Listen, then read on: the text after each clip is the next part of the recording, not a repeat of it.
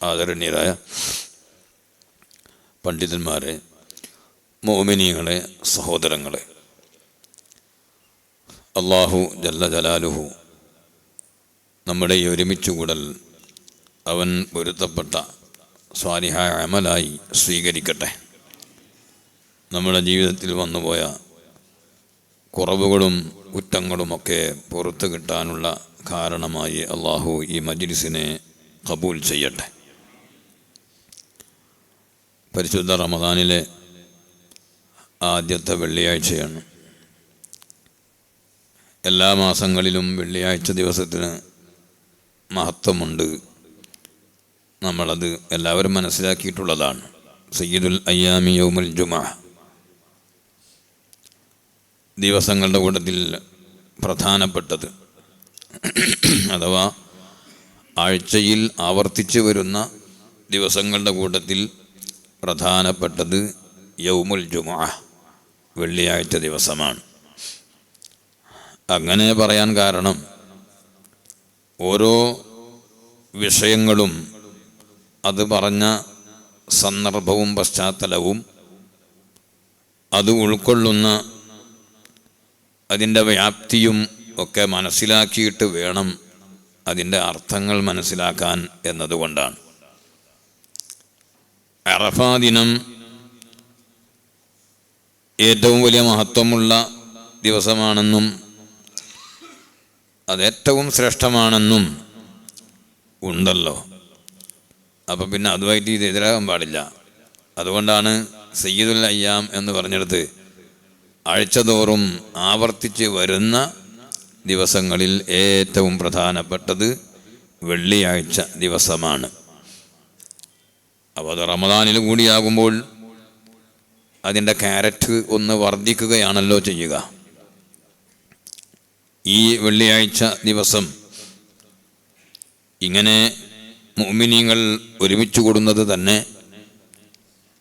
പരസ്പരം കണ്ട് ഈമാനുള്ള ഹൃദയങ്ങൾ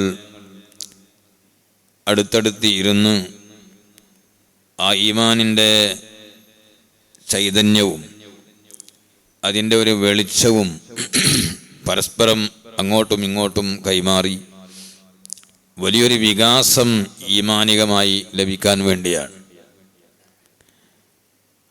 ഇജ്ലിസ് ബിനാ നുഅ്മിൻ സാഅ, നമുക്ക് ഒന്നിച്ചിരിക്കാം കുറച്ച് സമയം, ഈമാനികമായി നമുക്ക് പുരോഗതിയും വളർച്ചയും ഉണ്ടാക്കാം എന്ന് സ്വഹാബികൾ പറയാറുള്ളത് ഇമാം ബുഖാരി റളിയല്ലാഹു അൻഹു അടുത്ത സ്വഹീഹിൽ രേഖപ്പെടുത്തിയിട്ടുണ്ട്.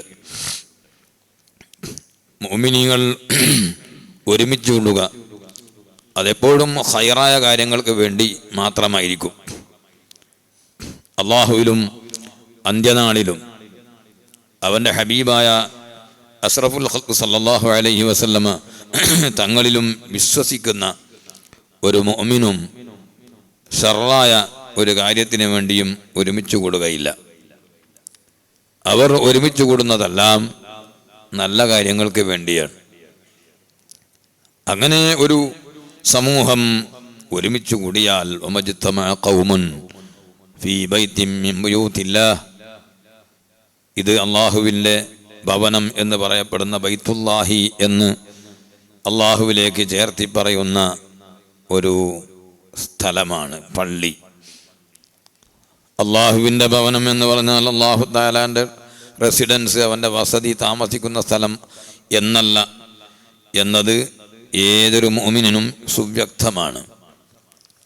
പക്ഷേ അള്ളാഹുവിനോട് അവൻ്റെ വിശ്വാസികളായ അടിമകൾ സങ്കടം എന്ന് പറയാനും അവനോട് അപേക്ഷകൾ സമർപ്പിക്കാനും അവൻ നിശ്ചയിച്ച മറ്റ് ഇതര സ്ഥലങ്ങളെ അപേക്ഷിച്ച് മാഹാത്മ്യം കൽപ്പിച്ചിട്ടുള്ള സ്ഥലം എന്നാണ് അള്ളാഹുവിൻ്റെ വീട് എന്ന് പറയുന്നതിൻ്റെ അർത്ഥം. അങ്ങനെ അള്ളാഹുവിൻ്റെ ഭവനത്തിൽ ഒരു ജനത ഒരുമിച്ച് കൂടിയാൽ ഇല്ലാ ഹഫ്ഫത്തുഹുമുൽ മലായിക വനസലത്ത് അലൈഹിമുസ് സകീന, അവർക്ക് അള്ളാഹുവിൻ്റെ പക്കൽ നിന്ന് സമാധാനം അവരെ വന്ന് പൊതിയാതിരിക്കൂല. അള്ളാഹുവിൻ്റെ റഹ്മത്ത് അവർക്ക് വർഷിക്കപ്പെടാതിരിക്കുകയില്ല. മലായിക്കത്തുകൾ അവരെ വന്ന് അനുമോദിക്കുകയും തലോടുകയും ചെയ്യാതിരിക്കുകയില്ല. അങ്ങനെ അള്ളാഹുവിൻ്റെ റഹ്മത്തിന് പാത്രീഭൂതമാകുന്ന ഒരു സംഗമമാണ് അള്ളാഹുവിൻ്റെ പള്ളിയിൽ സത്യവിശ്വാസികൾ ഒരുമിച്ചുകൂടി നടക്കുന്ന പരിപാടികൾ. അള്ളാഹു നമ്മിൽ നിന്ന് പരിശുദ്ധ റമദാനിലെ നോമ്പും നമ്മുടെ നിസ്കാരങ്ങളും മറ്റ് എല്ലാ സൽക്കർമ്മങ്ങളും ഖബൂൽ ചെയ്യട്ടെ. നമ്മൾ ചെയ്യുന്ന അമലുകളൊക്കെ നമുക്ക് വേണ്ടിയാണ് എന്ന ബോധം നമുക്കെല്ലാവർക്കും ഉണ്ട്. അതൊന്നുകൂടി ഞാൻ പുതുക്കി ഓർമ്മപ്പെടുത്തുകയാണ്.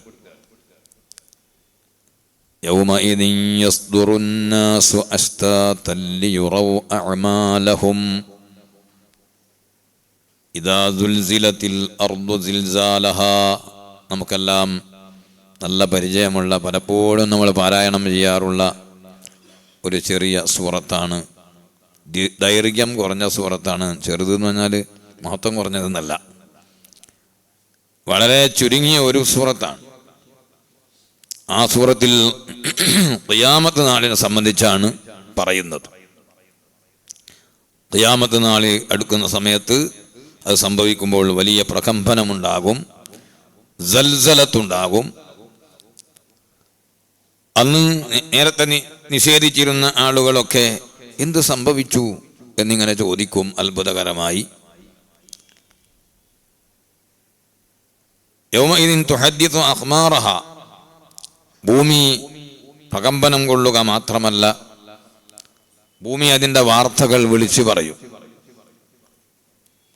ഭൂമി അനൗൺസ് ചെയ്യും. അതെന്താണ് ആ ഇഖ്ബാർ എന്ന് നബി സല്ലല്ലാഹു അലൈഹി വസല്ലം തങ്ങൾ വിവരിക്കുന്നുണ്ട്. അത് ഓരോ അബ്ദിൻ്റെയും അമത്തിൻ്റെയും മേൽ, ഓരോ അടിമയുടെയും മേൽ എൻ്റെ ഇന്ന സ്ഥലത്ത് വെച്ച് ഇന്നാലിന്നവൻ ഇന്ന സമയത്ത് ഇന്നത് ചെയ്തു, ഇന്നാലിന്നവൾ ഇന്ന സ്ഥലത്ത് ഇന്ന സമയത്ത് എൻ്റെ മേലെ ഇന്ന സ്ഥലത്ത് വെച്ച് ഇന്നത് ചെയ്തു എന്ന് ഭൂമി വിളിച്ചു പറയും. അതാണ് അതിൻ്റെ ഇഖ്ബാർ അല്ലെങ്കിൽ അഖ്ബാർ എന്ന് നബി സല്ലല്ലാഹു അലൈഹി വസല്ലം തങ്ങൾ പറഞ്ഞിട്ടുണ്ട്. അതിൻ്റെ ശേഷം അല്ലാഹു പറഞ്ഞു, യൗമഇദിൻ യസ്ദുറുന്നാസു അശ്താതൻ. ആ ദിവസത്തിൽ ജനങ്ങൾ വ്യത്യസ്ത സംഘങ്ങളായി, വ്യത്യസ്ത പാർട്ടികളായി ഇങ്ങനെ മഹ്ശറിലേക്ക് മടങ്ങും. എന്തിനാണ് പോകുന്നത്? എന്തിനാണ് പോകുന്നത്? ആരും അവിടെ വൈമനസ്യം കാണിക്കുകയോ അല്ലെങ്കിൽ ഇപ്പൊ കഴിയൂല പിന്നെ വരാന്ന് പറയോ ഒന്നുമില്ല. ഫലം നുഗാദിർ മിൻഹും അഹദൻ. ഒരാളെയും നമ്മൾ അവശേഷിക്കുകയില്ല, ബാക്കി വെക്കൂല, എല്ലാരെയും ഒരുമിച്ച് കൂട്ടും. യൗമഇദിൻ യത്തബിഉന ദാഇയ ലാ ഇവദ ലഹു വഖശഅത്തിൽ അസ്വാതു ലിർറഹ്മാനി ഫലാ തസ്മഉ ഇല്ലാ ഹംസ. വിളിക്കുന്ന ആൾക്ക് ഉത്തരം ചെയ്തുകൊണ്ട് ഒരലസതയില്ലാതെ ഒട്ടും താമസിയാതെ എല്ലാവരും പോകും. എന്തിനാണ് പോകുന്നത്? ലിയുറൗ അഅമാലഹും. അവരുടെ അമലുകൾ കാണിക്കപ്പെടാൻ വേണ്ടിയാണ്.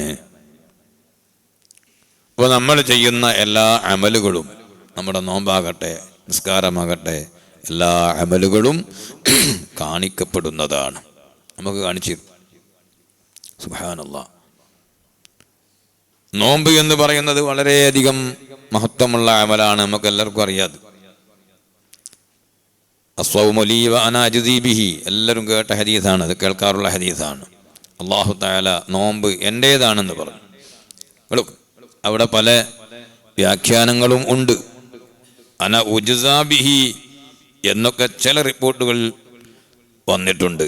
ഞാൻ അതിന് പ്രതിഫലം നൽകപ്പെടും എന്ന് പറഞ്ഞാൽ അതിൻ്റെ സവാബ്, അതിൻ്റെ പ്രതിഫലം എൻ്റെ മുഖദ്ദസത്തായ ദാത്ത്, എൻ്റെ പരിശുദ്ധമായ ദാത്തിനെ കാണിച്ചു കൊടുക്കലാണ്. അത് വല്ലാത്തൊരു അനുഭൂതിയാണ്. അല്ലാഹു തആല അവൻ്റെ ലിഖാ നമുക്കെല്ലാവർക്കും നൽകട്ടെ, അല്ലാഹു നൽകട്ടെ. അതാണ് അതിൻ്റെ പ്രതിഫലം. ഞാൻ തന്നെയാണ് അതിൻ്റെ പ്രതിഫലം, എന്നെ കാണിച്ചു കൊടുക്കലാണ്.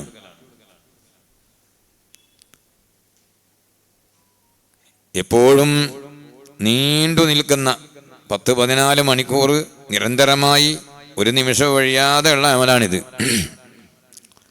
മനുഷ്യനാണ് അന്നപാനീയങ്ങളും മറ്റ് എന്തെല്ലാം കാര്യങ്ങൾ മനുഷ്യന് വേണം. പക്ഷേ മനുഷ്യൻ കുറഞ്ഞ സമയം ഒരു 10-14 മണിക്കൂർ മലക്കിൻ്റെ സ്വഭാവത്തിലേക്ക് ഉയരുകയാണ്. അല്ലേ? മലക്കിന് തീറ്റയും കൂടിയുമില്ല. പക്ഷേ മലക്കുകളും മനുഷ്യനായിട്ടുള്ള വ്യത്യാസം, മലക്കുകളുടെ സ്വഭാവം തന്നെ, അവരുടെ ത്വബീഅത്ത് തന്നെ തീറ്റയും കൂടിയൊന്നും ഇല്ലാണ്ട. അവർക്ക് തെറ്റ് ചെയ്യാനാവൂല. അവരുടെ പരിപാടി എന്ന താഴത്താണ്. അവർക്ക് വേറൊരു പരിപാടിയുമില്ല.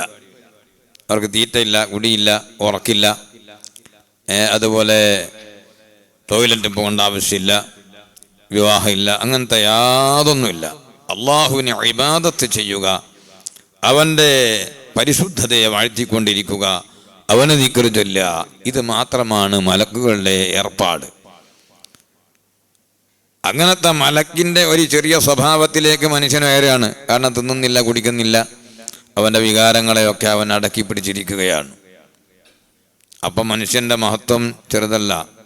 മനുഷ്യൻ്റെ സ്വഭാവം അനുസരിച്ചു കൊണ്ടുള്ള, അവൻ്റെ സ്വഭാവം തേടുന്ന കാര്യങ്ങളെ അവൻ അള്ളാഹുവിന് വേണ്ടി വർജിക്കുകയാണ്.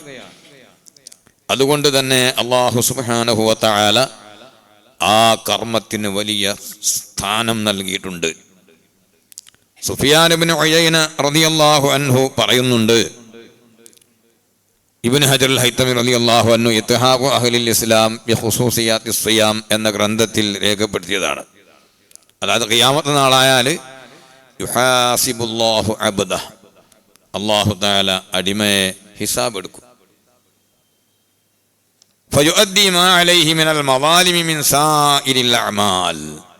അപ്പോൾ അവൻ മറ്റുള്ള ആളുകൾക്ക് വീട്ടിക്കൊടുക്കാനുള്ള പല കടമകളും അവനിക്ക് ഉണ്ടായേക്കും. അങ്ങനെ ഉണ്ടാകുമ്പോൾ ഒരു ഹദീസ് ഉണ്ടല്ലോ, മുഫ്ലിസ് ആരാണ് എന്ന് നബി സല്ലല്ലാഹു അലൈഹി വസല്ലം ചോദിച്ച്, ആരാണ് പാപ്പര്, കൈവലഞ്ഞവൻ ആരാണെന്ന് ചോദിച്ചപ്പോൾ പൈസയും പണവും ഇല്ലാത്ത ആളാണെന്ന് സഹാബത്ത് മറുപടി പറഞ്ഞ്, പലവിധങ്ങൾ പറഞ്ഞ് അത് നിങ്ങളെ നാടൻ ഭർത്താനാണ്, ഞാൻ ഉദ്ദേശിക്കുന്നത് അതല്ല, കുറേ അമലുമായി പരലോകത്ത് വരുന്ന വ്യക്തിയെക്കുറിച്ചാണ് ഞാൻ പറഞ്ഞത്. പക്ഷെ വന്നു നോക്കുമ്പോൾ എന്ത് പറയാനാ, ഫഖദ് ലറബ ഹാദാ വഅകല മാല ഹാദാ വസഫക ദമ ഹാദാ വശതമ ഹാദാ, അങ്ങനെ കുറേ കേസുകളാണ്. ഒരാളെ അടിച്ചിട്ടുണ്ട്, ഒരാളുടെ അഭിമാനം ക്ഷതപ്പെടുത്തിയിട്ടുണ്ട്, ചീത്ത പറഞ്ഞിട്ടുണ്ട്, അതുപോലെ വേറെ ആളുടെ സ്വത്ത് അപഹരിച്ചിട്ടുണ്ട്. അങ്ങനെ ഒരുപാട് കംപ്ലൈൻറ്റുകളും കേസുകളും ആ മനുഷ്യനുണ്ട്. അതൊന്നും കൊടുക്കാണ്ട് അള്ളാഹു തആല വിടൂല. എങ്ങനെയാണ് അത്? കച്ചറ കഴിക്കാണ്ട് തീർക്കാണ്ട് വിടൂല. ഒന്നുകിൽ അള്ളാഹു സുബ്ഹാനഹു വ തആല ഈ കൊടുക്കാനുള്ള വ്യക്തി ഉണ്ടല്ലോ, അയാളുടെ സൽക്കർമ്മങ്ങൾ ഉണ്ടെങ്കിൽ സൽക്കർമ്മങ്ങൾ എടുത്ത് മറ്റൊരുക്ക് കൊടുക്കും, എന്നിട്ട് തീർക്കും. അങ്ങനെ അവനെ വിടുള്ളൂ. അങ്ങനെയുള്ള സന്ദർഭത്തിൽ ഈ ബാധ്യതകൾ കൊടുക്കാനുള്ള ആളുടെ അമലുകളിൽ നിന്നൊക്കെ എടുത്തു കൊടുത്തിട്ട് അവസാനം നോമ്പ് മാത്രം ബാക്കി ഉണ്ടാകുമ്പോൾ അല്ലാഹു തആല അത് എടുക്കൂല എന്നാണ്. ഇവരെന്ത് ചെയ്യും? അല്ലാഹു തആല അങ്ങ് ഏറ്റെടുക്കും. ഇത് ബാക്കി അവൻ്റെ അവശേഷിച്ച ബാധ്യതകൾ അല്ലാഹു തആല ഏറ്റെടുക്കുകയും എന്നിട്ട് ഇവൻ്റെ നോമ്പ് കാരണമായി അവനെ അല്ലാഹു സ്വർഗത്തിൽ പ്രവേശിപ്പിക്കുകയും ചെയ്യും എന്ന് സുഫിയാൻ ഇബ്നു ഉയൈന റളിയല്ലാഹു തആല അൻഹു പറഞ്ഞിട്ടുണ്ട്. ഈ വിഷയത്തിൽ പണ്ഡിതന്മാർക്കിടയിൽ അഭിപ്രായ വ്യത്യാസമുണ്ട്. സംഗതി പറയുമ്പോൾ വ്യക്തമായി തീർത്തിട്ട് ഇസ്കാല് തീർത്ത് പറയണമെന്നുള്ള എൻ്റെ ഒരു സ്വഭാവമാണ്, അതുകൊണ്ട് പറയാം. ഇനി ആരെങ്കിലും അങ്ങനല്ല, നോമ്പ് എന്ത് ചെയ്യും, ഈ ബാധ്യതക്ക് എടുത്തു കൊടുക്കുമെന്ന് കിതാബുകളിലുണ്ടല്ലോ, അങ്ങനെ ഉണ്ടാവും. അങ്ങനെ ഉണ്ടാവില്ല എന്ന് ഞാൻ പറഞ്ഞാൽ അർത്ഥമില്ല, അങ്ങനെയും പറഞ്ഞവരുണ്ട്. സുഫിയാൻ ഇബ്നു ഉയൈന റളിയല്ലാഹു അൻഹു പറഞ്ഞത് ഇബ്നു ഹജർ അൽ ഹൈതമി റളിയല്ലാഹു അൻഹു എടുത്ത് ഉദ്ധരിച്ചത് ഞാൻ നിങ്ങളുടെ മുന്നിൽ പറഞ്ഞു എന്നേ ഉള്ളൂ. അള്ളാഹുവിൻ്റെ ഫള് വിശാലമാണ് എന്ന ഒരു ബോധം നമുക്ക് എപ്പോഴും വേണം. അള്ളാഹു തആലാക്ക് എന്ത് ചെയ്യാം, ഒരാൾ കുടുങ്ങിപ്പോയതാണ്, ഈ ദുനിയാവിന്ന് കടം വാങ്ങി, പക്ഷെ ആ കടം വീട്ടാൻ അയാൾക്ക് സാധിച്ചില്ല.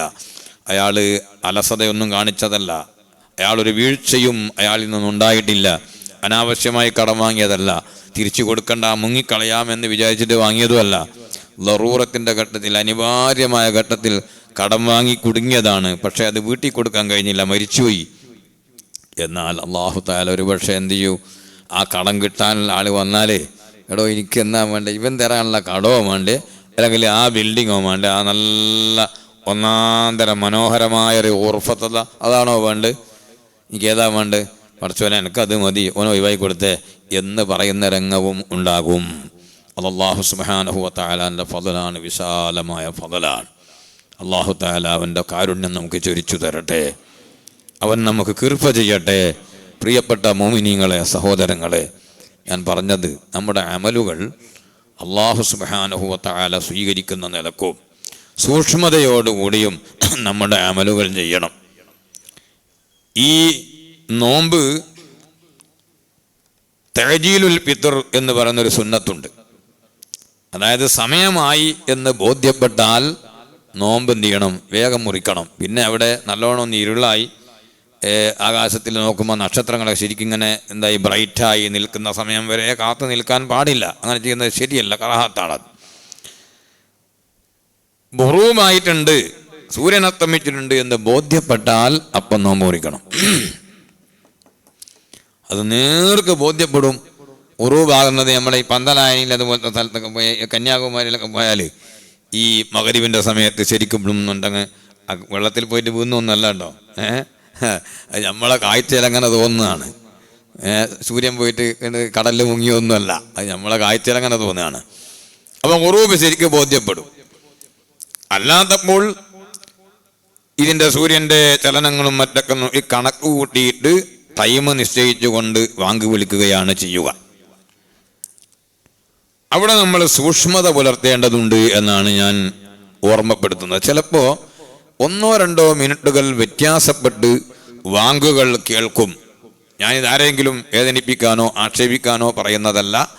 മുഅ്മിനീങ്ങളുടെ അമലുകൾ അത് കൃത്യമായിരിക്കണം, അത് സൂക്ഷ്മതയുള്ളതായിരിക്കണം എന്ന് കരുതിയിട്ടാണ്. നമുക്ക് ഖുറൂബ് ബോധ്യപ്പെടുക എന്നതാണ്. നിസ്കാരത്തിൻ്റെ സമയം മാരിഫത്തു ദുഖൂലുൽ വഖ്തി നിസ്കാരത്തിൻ്റെ ഷർത്തുകളിൽപ്പെട്ടതാണല്ലോ. സമയമായി എന്ന് അറിയണം, നമുക്ക് ബോധ്യപ്പെടണം. യഥാർത്ഥത്തിലായാൽ പോരാ.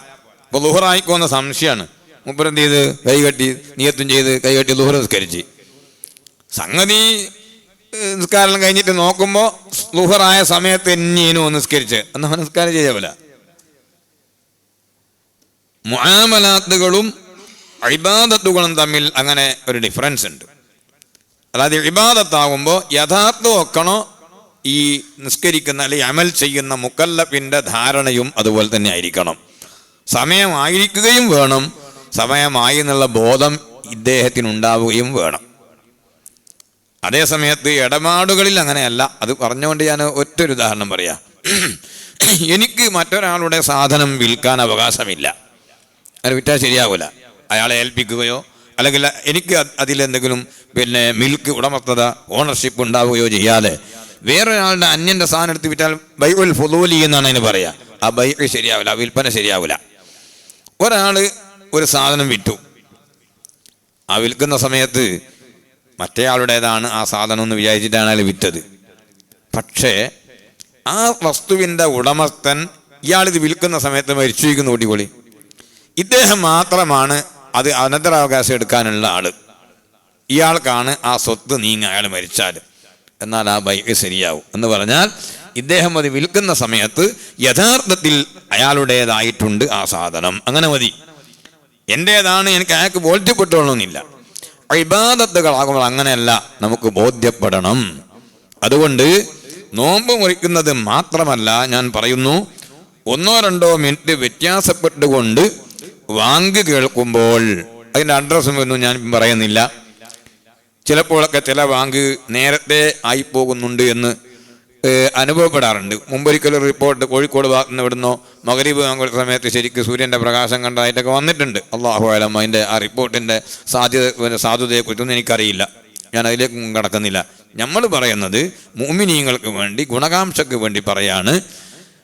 2ാമത്തെ വാങ്ക് കേട്ടാൽ നിസ്കരിക്കുക, 2ാമത്തെ വാങ്ക് കേട്ടാൽ എന്ത് ചെയ്യുക, നോമ്പ് മുറിക്കുക. എന്നാൽ നമുക്ക് ബോധ്യപ്പെട്ടല്ലോ. ആദ്യത്തെ വാങ്ക് കേട്ട് പിന്നൊരു വാങ്ക് കേൾക്കുമ്പോൾ ആദ്യത്തെ സമയം ആയോളി ഇല്ലോളി എന്ന് സംശയമാണ്.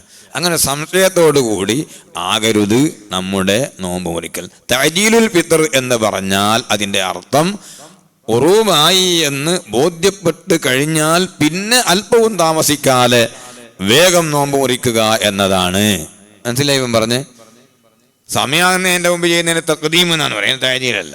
ആയിക്കഴിഞ്ഞാൽ പിന്നെ ഒട്ടും താമസിയാതെ എന്ത് ചെയ്യുക. ചിലരുണ്ട് ശറഅ് പറഞ്ഞതിനേക്കാളും വലിയ സൂക്ഷ്മതയാന്ന് വിചാരിച്ച് ചിലരിങ്ങനെ അടുക്കട്ടെ വാങ്കുവെല്ലാം കൊടുത്ത് സുന്നത്തുകാരെല്ലാം കഴിഞ്ഞ് എന്നിട്ട് വന്നിട്ട് വായ്ത്താളിന് ബുദ്ധി ഒന്നും എന്ത് ചെയ്യുക, പിന്നെ കാരക്ക തിന്നാന്ന് വിചാരിക്കണം. അങ്ങനെ ആകാൻ പാടില്ല.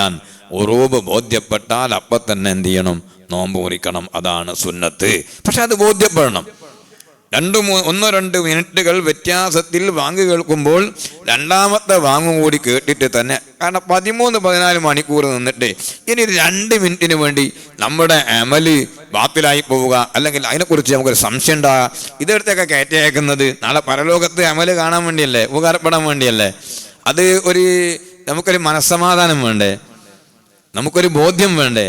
അതുകൊണ്ട് എല്ലാ മുഅ്മിനീങ്ങളോടും ഞാൻ വസിയ്യത്ത് ചെയ്യുന്നു, അങ്ങനെയുള്ള സ്ഥലങ്ങളിൽ 1-2 വാങ്കുകൾ കേൾക്കുന്നുണ്ടെങ്കിൽ രണ്ടാമത്തെ വാങ്ക് കേട്ടിട്ട് വെച്ചാൽ മതി. പിന്നെ ഇത് കണക്ക് കൂടിയിട്ട് ആളുകൾ, എനിക്ക് ഓർമ്മയുണ്ട്, നമ്മുടെ ഒരു ഉദ്യാപനം തങ്ങളുണ്ട്, പിന്നെ കാസർഗോഡ് ഭാഗത്ത്. അദ്ദേഹം ഗണിച്ചെടുത്ത നിസ്കാരത്തിൻ്റെ കണക്ക്, അതിൻ്റെ സ്റ്റാൻഡേർഡ് പല സ്ഥലങ്ങളിലും ഇപ്പോഴുണ്ട്. സൂക്ഷ്മതയ്ക്ക് വേണ്ടി 1-2 മിനിറ്റ് കൂട്ടണം. കാരണം റൺവേ എത്താണ്ട് ഇത് കുത്തിയ സംഗതി പോക്കല്ലേ, റൺവേ എത്തണ്ടേ, എത്തിയെന്ന് ഉറപ്പ് വരണ്ടേ. അതുകൊണ്ട് എന്ത് ചെയ്യാന്ന് വെച്ചാൽ, അല്ല അതിന് മുമ്പായി പോയാൽ കഥ കഴിഞ്ഞു. അതുകൊണ്ട് 1 മിനിറ്റ് 2 മിനിറ്റ് കൂടി അങ്ങോട്ടായാൽ എന്തായിരുന്നു ആയിന്നല്ലേ വരിക. അതാണ് യഥാർത്ഥ സൂക്ഷ്മത എന്ന് പറയുന്നത്. അതാണ് പഴയ കാലത്തെ ആലിമീങ്ങളുടെ ഒക്കെ സ്വഭാവം, പഴയ കാലത്തെ സ്വാലിഹീങ്ങളുടെയും സ്വഭാവം. അവിടെ ഒന്നൊരു വാശിയും ഇല്ല. വാങ്ക് എങ്ങനെ കാര്യം മാറ്റാനൊന്നും കഴിയില്ല. വ്യത്യസ്തമായ സമയങ്ങളിൽ 1-2 മിനിറ്റ് വ്യത്യാസപ്പെട്ട് വാങ്ക് കൊടുക്കുന്ന സ്ഥലത്ത് നിങ്ങൾ രണ്ടാമത്തെ വാങ്ങും കൂടി കേട്ടിട്ട് നോമ്പ് തുറന്നോളി. അതാ നമുക്ക് നല്ലത്. നമ്മുടെ അമല് എന്നൊക്കെ പറഞ്ഞാൽ അത് അള്ളാഹുവിൻ്റെ അടുക്കൽ നമുക്ക് പരലോകത്ത് ഉപകാരപ്പെടേണ്ട അമലാണ്. അമലൊന്നും വെറുതെ ആയിപ്പോന്ന് വിചാരിക്കണ്ട, അതൊക്കെ കാണാൻ കഴിയുന്ന അമല് കണ്ടിട്ടുണ്ട്. ഉമ്മുൽ അലാഇൽ അൻസാരിയ റളിയല്ലാഹു അൻഹ പറയുന്ന സഹീഹുൽ ബുഖാരിയിലുള്ള ഹദീസാണ്. മക്കയിൽ നിന്ന് മദീനയിലേക്ക് മഹാന്മാരായ സഹാബത്ത്, ഹിജറ വന്ന മുഹാജിറുകൾ ആയ സഹാബികൾ, ആ സഹാബികളെ നബി സല്ലല്ലാഹു അലൈഹി വസല്ലമ തങ്ങൾ അൻസാരികളായ സഹാബികളുടെ കൂടെ താമസിപ്പിക്കുകയും അവർക്കും ഫുഡും അക്കമഡേഷനും ഒക്കെ അൻസാരികളായ സഹാബികളിലൂടെ നിവർത്തിച്ചിരുന്നു. ആ സമയത്ത് ഉമ്മുൽ അലാഇൽ അൻസാരിയ റളിയല്ലാഹു അൻഹ പറയുന്നു, താറ ലനാ ഉസ്മാൻ ഇബ്നു മദ്ഊൻ. നമ്മുടെ നാടുകളിലൊക്കെ ദർസ് നടക്കുന്ന കാലത്ത് പണ്ട് ഓരോ വീടുകളിലും എന്ത് ചെയ്യും, ചെലവ് ആക്കിയിട്ട് നിശ്ചയിക്കും. ഒരു മുത്തഅല്ലിം 2 മുത്തഅല്ലിം ഇങ്ങനെ ചെലവ് ആക്കി കൊടുക്കുക. ആ വീട്ടുകാരാണ് അവർക്ക് ചെലവ് കൊടുക്കുക. ഞാൻ തുലനം ചെയ്യല്ല. പിന്നെ കഴിഞ്ഞ കാലത്തുള്ള മുത്തഅല്ലിമുകളൊക്കെ സഹാബിയെ പോലെ ഒന്നും വിജയിക്കണ്ട, അങ്ങനെ തെറ്റിദ്ധാരണയുണ്ടാകും. അതുകൊണ്ട് തെറ്റിദ്ധാരണ തീർക്കാൻ പറഞ്ഞു. ഞാനത് ഒരു തുല്യമായി പറഞ്ഞതല്ല, മനസ്സിലാക്കി തരാൻ വേണ്ടി പറഞ്ഞാണ്. മുത്തഅല്ലിമുകൾക്ക് ചിലവായി കൊടുക്കലുണ്ട്. അതുപോലെ നബി സല്ലല്ലാഹു അലൈഹി വസല്ലം തങ്ങൾ മുഹാജിറുകളായ സഹാബികൾ അവരെല്ലാം വിട്ടുകൊണ്ട് മക്കയിൽ നിന്ന് മദീനയിലേക്ക് വന്നപ്പോൾ അവർക്ക് എന്ത് ചെയ്തു, താമസ സൗകര്യവും ഭക്ഷണവും ഒക്കെ ഏർപ്പാട് ചെയ്തു കൊടുത്തു. ആ കൂട്ടത്തിൽ ഉസ്മാൻ ഇബ്നു മദ്ഊൻ റളിയല്ലാഹു അൻഹു ഞങ്ങൾക്കാണ് നറുക്കിൽ വന്നത്. ഉസ്മാൻ ഇബ്നു മദ്ഊൻ റളിയല്ലാഹു അൻഹുവിന് ഭക്ഷണവും സൗകര്യമൊക്കെ ഞങ്ങൾ ചെയ്തു. ഞങ്ങൾ ഇബ്നു മദ്ഊൻ, ആ മഹദി പറയാണ്, ഉമ്മുൽ അലാ റളിയല്ലാഹു അൻഹ പറയാണ്, അങ്ങനെ ജീവിച്ചു കൊണ്ടിരിക്കുന്നതിനിടയിൽ ഉസ്മാൻ ഇബ്നു മദ്ഊൻ റളിയല്ലാഹു അൻഹുവിന് രോഗം ബാധിച്ചു. അവസാനം മഹാനവറുകൾ മരണപ്പെട്ടു, വഫാത്തായി. അങ്ങനെ വഫാത്തായപ്പോൾ ഉമ്മുൽ അലാ റളിയല്ലാഹു അൻഹ പറഞ്ഞു, റഹിമക്കല്ലാഹു അബ സായിബ് ഷഹാദതി അലൈക അൻ ഖദ് അക്രമക്കല്ലാഹ്. അബു സായിബ്, ഓ ഉസ്മാൻ ഇബ്നു മദ്ഊനെ, അള്ളാഹു നിങ്ങൾക്ക് കരുണ ചെയ്യട്ടെ. ഞാൻ മനസ്സിലാക്കുന്നത്, എനിക്ക് ബോധ്യപ്പെടുന്നത്, എൻ്റെ ഷഹാദത്ത് അല്ലാഹു സുബ്ഹാനഹു വ തആല നിങ്ങളെ ആദരിച്ചിരിക്കുന്നു, ബഹുമാനിച്ചിരിക്കുന്നു എന്നാണ്. ഇത് നബി സല്ലല്ലാഹു അലൈഹി വസല്ലം തങ്ങൾ കേട്ടപ്പോൾ അവിടുന്ന് പറഞ്ഞു, വമായുദിരീക അന്നല്ലാഹ അക്രമഹു. ഓഹോഹോ, ഞാൻ ഇന്നലെ പറഞ്ഞു നിങ്ങൾ ചാരി ഇരുന്നാൽ ഇങ്ങനെ ഉറക്ക് വരുമെന്ന്. ചാരി ഇരിക്കുന്നവർ ഉറങ്ങുന്നുണ്ട്, അതൊന്ന് ശ്രദ്ധിച്ചാൽ നല്ലതാണ്. കുറഞ്ഞൊരു സമയം ഇരിക്കുമ്പോൾ വെറുതെ ആയി പോണ്ട, എന്തെങ്കിലും കേട്ട് മനസ്സിലാക്കില്ലേ നല്ലത്. അതുകൊണ്ട് ഉറങ്ങാതിരിക്കുക. അള്ളാഹു തആല നമുക്ക് ബർക്കത്ത് ചെയ്യട്ടെ, അള്ളാഹു റഹ്മത്ത് ചെയ്യട്ടെ, അള്ളാഹു ആരോഗ്യം നൽകട്ടെ, അള്ളാഹു ഐശ്വര്യം നൽകട്ടെ, ഈമാൻ വർദ്ധിപ്പിച്ചേരട്ടെ. ഞാൻ ആരാ പറഞ്ഞ അള്ളാഹു തആല മൂപ്പരെ ബഹുമാനിച്ചിരിക്കുന്നു? അങ്ങനെ എങ്ങനെ ഉറപ്പിച്ച് പറയാ? അങ്ങനെ പറയണ്ട. വല്ലാഹി അന അർജു ലഹുൽ ഖൈർ. നബി സല്ലല്ലാഹു അലൈഹി വസല്ലം പറഞ്ഞു, ഞാൻ ഉസ്മാൻ ഇബ്നു മദ്ഊന് ഖൈർ പ്രതീക്ഷിക്കുന്നു. അങ്ങനെ നമ്മൾ ആരെപ്പറ്റിയും പറയാൻ പാടുള്ളൂ. അങ്ങനെ നമ്മളെ വകയിലൊരു തീരുമാനം എടുത്ത് പറയാനൊന്നും പാടില്ല. അങ്ങനെയാണ് ഇങ്ങനെയാണെന്നൊക്കെ ഞാൻ മനസ്സിലാക്കിയെടുത്തോളം അങ്ങനെ പറയാൻ പാടുള്ളൂ. ഒരാളൊരു മയ്യത്ത് കൊണ്ടാച്ചിട്ട് അയാളെപ്പറ്റി പറയുകയാണെങ്കിലും ഞാൻ മനസ്സിലാക്കിയെടുത്തോളം അദ്ദേഹം ഭാഗ്യവാനാണ് ഒക്കെ പറയുന്നത് കുഴപ്പമില്ല. ഞാൻ മനസ്സിലാക്കിയെടുത്തോളം ലാഹിറനുസരിച്ച് ബാക്കി അള്ളാഹുവിനറിയാം, അങ്ങനെ പറയാൻ പാടുള്ളൂ.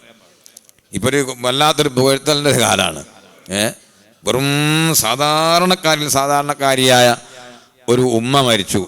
അള്ളാഹുക്കറിയാം ഓലെ അമലൊന്നും നമുക്കറിയില്ല. പക്ഷെ മരിക്കുമ്പോഴത്തേക്ക് മഹദി എന്നാണ് എല്ലാവരും പറയാ. അങ്ങനില്ല. പിന്നെ അങ്ങനെ വലിയ റാവിയത്തിൽ അത് വിയോഗത്തെ വലിയ മാത്തുകളെ പോലെ പറ്റിയെന്ന് അവനെ പറയാ. അങ്ങനെ പറയേണ്ടയില്ല. ഈ ഉമ്മാക്ക് അള്ളാഹു തആല പുറത്തു കൊടുക്കട്ടെ അങ്ങനെയൊക്കെ പറഞ്ഞാൽ മതി എന്നാണ് ഞാൻ മനസ്സിലാക്കുന്നത്. അല്ലാതെ ഏത് സാധാരണക്കാരായ ആളുകളെ മഹാൻ മഹദി എന്നൊക്കെ പറയാ, അങ്ങനെ പറയുന്നത് വലിയ ഗുണമുണ്ട് എന്ന് എനിക്ക് തോന്നുന്നില്ല. ഇരിക്കട്ടെ, ഉസ്മാൻ ഇബ്നു മദ്ഊൻ റളിയല്ലാഹു അൻഹുവിനെ സംബന്ധിച്ച് ഇങ്ങനെ പറഞ്ഞപ്പോൾ ഉമ്മുൽ അലാ റളിയല്ലാഹു അൻഹാക്ക് വല്ലാത്ത സംശയം തോന്നിപ്പോയി. ഇനി ആരെയാ അള്ളാഹു തആല ബഹുമാനിക്കുക? ഈ ഉസ്മാൻ ഇബ്നു മദ്ഊൻ റളിയല്ലാഹു അൻഹുവിൻ്റെ സ്വഭാവവും ഓരോ ഇബാദത്തും ഓരോ സൽക്കർമ്മങ്ങളും മൂപ്പരുടെ സ്വഭാവത്തിൻ്റെ ഗുണവുമൊക്കെ നന്നായി മനസ്സിലാക്കിയ ഉമ്മുൽ അലാ റളിയല്ലാഹു അൻഹാക്ക് വല്ലാത്തൊരു വിഷമോ. ആരെയാണ് അള്ളാഹു തആല, ഇദ്ദേഹത്തെ അള്ളാഹു ആദരിച്ചിട്ടില്ലെങ്കിൽ ആരെയാണ് അള്ളാഹു ബഹുമാനിക്കുക? അങ്ങനെ ചിന്തിച്ചു കൊണ്ടിരിക്കുമ്പോൾ ഉമ്മുൽ അലാ റളിയല്ലാഹു അൻഹാ ഒരു ദിവസം ഉറക്കിൽ കാണുകയാണ് ഉസ്മാൻ ഇബ്നു മദ്ഊൻ റളിയല്ലാഹു അൻഹുവിന് ഒരു വലിയ നദി ഇങ്ങനെ ഒഴുകുന്നതായി കാണുന്നു. റഅയ്തു ഐനൻ തജ്രി, ഒരു നദി ഇങ്ങനെ വലിയ പുഴ ഇങ്ങനെ ഒഴുകിക്കൊണ്ടിരിക്കണ്. നബി സല്ലല്ലാഹു അലൈഹി വസല്ലം തങ്ങളോട് ഞാൻ ആ കാര്യം പറഞ്ഞു. അപ്പോൾ അവിടുന്ന് പറഞ്ഞു, ദാക അമലുഹു, അത് ഉസ്മാൻ ഇബ്നു മദ്ഊൻ റളിയല്ലാഹു അൻഹുവിൻ്റെ അമലാണ് കേട്ടോ. നമ്മൾ സഹാബികളെ സംബന്ധിച്ച് പറയുമ്പോൾ റളിയല്ലാഹു അൻഹു എന്ന് പറയണോ? നബി സല്ലല്ലാഹു അലൈഹി വസല്ലം തങ്ങൾ സാധാരണ അങ്ങനെ പറയുമ്പോൾ ഉസ്മാൻ റളിയല്ലാഹു അൻഹു, അബൂബക്കർ റളിയല്ലാഹു അൻഹു, ഉസ്മാൻ ഇബ്നു മദ്ഊൻ റളിയല്ലാഹു അൻഹു എന്നൊന്നും പറഞ്ഞിട്ടുണ്ടാവില്ല. അങ്ങനെ പറഞ്ഞതായിട്ട് കാണുന്നില്ല. നബി സല്ലല്ലാഹു തങ്ങൾ ചെയ്തതേ ചെയ്യാൻ പാടുള്ളൂ, തങ്ങൾ പറഞ്ഞതേ പറയാൻ പാടുള്ളൂ. അങ്ങനെയൊന്നുമല്ല ഇസ്ലാമിൻ്റെ പ്രമാണമെന്ന് മനസ്സിലാക്കണം. റളിയല്ലാഹു അൻഹും വറളു അൻഹു എന്ന് അല്ലാഹു ഖുർആനിൽ മൊത്തത്തിൽ പറഞ്ഞിട്ടുണ്ട്. മഹാന്മാരായ പണ്ഡിതന്മാർ ഓരോ മഹത്തുക്കളെയും പറയുമ്പോൾ അവരെക്കുറിച്ച് എങ്ങനെയാണ് പറയേണ്ടത് എന്ന് പഠിപ്പിച്ചിട്ടുണ്ട്. സഹാബികളാകുമ്പോൾ റളിയല്ലാഹു അൻഹു, നബി സല്ലല്ലാഹു അലൈഹി വസല്ലം തങ്ങളെ സംബന്ധിച്ചോ അല്ലെങ്കിൽ മറ്റ് അമ്പിയാക്കളെ സംബന്ധിച്ചോ പറയുമ്പോൾ മൂസ റളിയല്ലാഹു എന്ന് പറയാൻ പാടില്ല. മൂസ അലൈഹിസ്സലാം, അലൈഹിസ്സലാത്തു വസ്സലാം അങ്ങനെ പറയാം. അമ്പിയാക്കൾക്ക് അവരുടേതായ കാറ്റഗറി, അവരുടെ ആ സ്ഥാനം അനുസരിച്ച് കൊണ്ട് അവരെക്കുറിച്ച് പറയണം. സഹാബികളെ കുറിച്ച് പറയുമ്പോൾ റളിയല്ലാഹു അൻഹു എന്ന് പറയണം. അത് സഹാബികൾക്ക് മാത്രം മുഖ്തസ്സാണോ, അവർക്ക് മാത്രമേ പറയാൻ പാടുള്ളൂ? അല്ല, താബിഉകൾ, അഇമ്മത്ത് മുജ്തഹിദുകൾ, ഇമാം ശാഫിഈ റളിയല്ലാഹു അൻഹു പോലത്തെ ആളുകൾക്ക് റളിയല്ലാഹു അൻഹു എന്ന് പറയാൻ പറ്റുമോ പറ്റൂലേ? അതിൽ പണ്ഡിതന്മാർ ചർച്ച ചെയ്തിട്ടുണ്ട്. പറയാൻ പറ്റും എന്ന് ഇമാം നവവി റളിയല്ലാഹു അൻഹു പോലത്തെ ആളുകൾ പറഞ്ഞിട്ടുണ്ട്. അത് കാരണം മറ്റും നോക്കിയാൽ അത് കാണാൻ കഴിയും. പക്ഷേ സഹാബികളെ പറ്റി പറയുമ്പോൾ റഹിമഹുല്ലാഹ് എന്ന് പറഞ്ഞാൽ പോരാ, അതൊരു കുറച്ചാണ് അല്ലേ? വലിയ അഖിലേന്ത്യാ നേതാവിനെ സംബന്ധിച്ച് അയാൾ തന്നെ ഏതെങ്കിലും ഒരു നാട്ടിൽ ഒരു പള്ളീൻ്റെ പ്രസിഡന്റ് ആണെങ്കിൽ ആ പള്ളീൻ്റെ പ്രസിഡന്റ് എന്നാണോ പറയാ? അങ്ങനെയാണോ പരിചയപ്പെടുത്തേണ്ടത്? അല്ലെ, ഒരു സംസ്ഥാന നേതാവാണ്, ആ സംസ്ഥാന നേതാവിന് പിന്നെ ആ അലങ്കാര സ്ഥാനപ്പേരാണ് പറയേണ്ടത് എന്നല്ലാതെ വേറെയും എന്തെങ്കിലും ചെറിയ ചെറിയ ഉത്തരവാദിത്തങ്ങളും അതുപോലെ സ്ഥാനങ്ങളൊക്കെ അദ്ദേഹം വഹിക്കുന്നുണ്ടാകാം, അതല്ലല്ലോ പറയാ. ഓരോന്നിനൊരു കണക്കില്ലേ? അപ്പോൾ സഹാബിയെ സംബന്ധിച്ച് പറയുമ്പോൾ ഉമർ ഇബ്നുൽ ഖത്താബ് റഹിമഹുല്ലാഹ് എന്ന് പറഞ്ഞാൽ പറ്റില്ല, ഉമർ ഇബ്നുൽ ഖത്താബ് റളിയല്ലാഹു അൻഹു എന്ന് പറയണം. ഞാനിപ്പോൾ ഉസ്മാൻ ഇബ്നു മദ്ഊൻ റളിയല്ലാഹു അൻഹുവിൻ്റെ അമലാണ് എന്ന് ഞാൻ പറഞ്ഞതാണ്. റസൂലുള്ളാഹി അങ്ങനെ പറഞ്ഞിട്ടുണ്ടാവില്ല കേട്ടോ. ദാക അമലുഹു, അത് ഉസ്മാനിൻ്റെ അമലാണ് എന്ന് പറഞ്ഞു. ഞാൻ ഈ ചരിത്രം സ്വഹീഹുൽ ബുഖാരിയിലുള്ള ഈ ഹദീസ് പറഞ്ഞ എന്തിനാണ്? അമലൊന്നും വെറുതെ ആകുന്നില്ല, അതൊക്കെ ബാക്കി നിൽക്കുന്നുണ്ട്. അത് നമുക്ക് കാണാൻ കഴിയും. നമ്മൾ മരിച്ചിട്ട് ഖബറിലേക്ക് പോകുമ്പോൾ നമ്മുടെ കൂടെ എന്താ ഉള്ളത്? കൂടെ വാപ്പ ഉണ്ടോ, ഉമ്മ ഉണ്ടോ, ഭാര്യ ഉണ്ടോ, മക്കളുണ്ടോ? നമ്മൾ മരിക്കുന്ന സമയത്ത് ജീവിച്ചിരിക്കുന്ന നമ്മളുമായി വളരെയധികം ബന്ധപ്പെട്ട ഒരാളും നമ്മുടെ കൂടെ ഖബറിലേക്ക് വരുന്നില്ല. നമ്മൾ സമ്പാദിച്ചൊരു നയാ പൈസ പോലും നമ്മുടെ കൂടെ ഖബറിലേക്ക് വരുന്നില്ല. അവിടെ മെത്തയില്ല, ബെഡ്ഷീറ്റ് ഇല്ല, അവിടെ എയർ കണ്ടീഷൻ ഇല്ല. പക്ഷേ അവിടെ ബുദ്ധിമുട്ടിപ്പോകുമോ? ഇല്ല. ഈമാനും അമൽ സ്വാലിഹാത്തുമുണ്ടോ? അവിടെ പുതിയ പിള ചമയ്ക്കലാണ് കേട്ടോ. അവിടെ വലിയ ആദരവാണ്, അവിടെ വലിയ സ്വീകരണമാണ്, അവിടെ വലിയ വലിയ സദ്യകളാണ്. സുബ്ഹാനല്ലാഹ്. കണ്ണെത്തുന്ന ദൂരത്തോളം ഖബർ വിശാലമാവുകയാണ്. പോരാ, കുറേ നല്ല നല്ല രൂപങ്ങൾ ഖബറിലേക്ക് വരികയാണ്.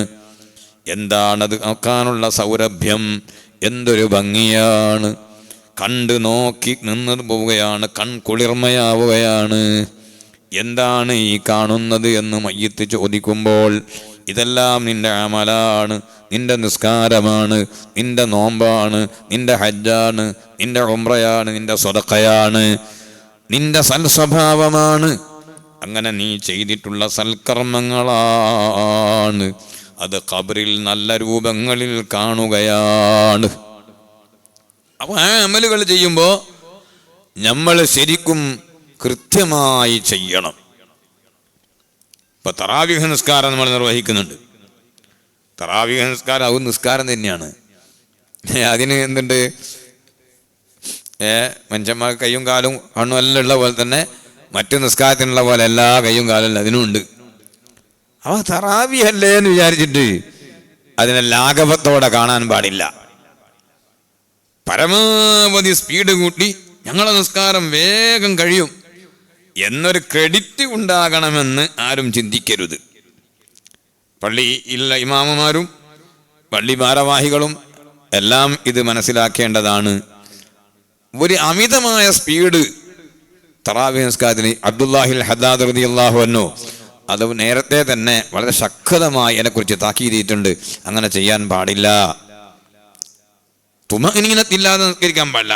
അനക്കടങ്ങണ്ടേ ശരിക്ക്. റുക്കൂഉം ഇഅ്തിദാലും സുജൂദൊക്കെ എല്ലാം വേർതിരിഞ്ഞ് വേറെ വേറെ വേറെ റുക്നുകളാകണ്ടേ. അതുപോലെ ഫാത്തിഹ കൃത്യമായി ഓതണ്ടേ. മറ്റുള്ള നിസ്കാരങ്ങളെ പോലെ ഇമാമ് ഫാത്തിഹ ഓതുന്ന സമയത്ത് എന്ത് ചെയ്യുക? മഅ്മൂമ് പിന്നെ ഒന്നും ഓതാണ്ടിക്കുക. എന്നിട്ട് ഇമാമിൻ്റെ ഫാത്തിഹ കഴിഞ്ഞതിൻ്റെ ശേഷം ഇമാമ് സൂറത്ത് ഓതുമ്പോൾ ഫാത്തിഹ അങ്ങനെ ഇമാമ് അത് അങ്ങനെ കാത്തു നിൽക്കാനും ചിലപ്പം കഴിഞ്ഞോളണമെന്നില്ല.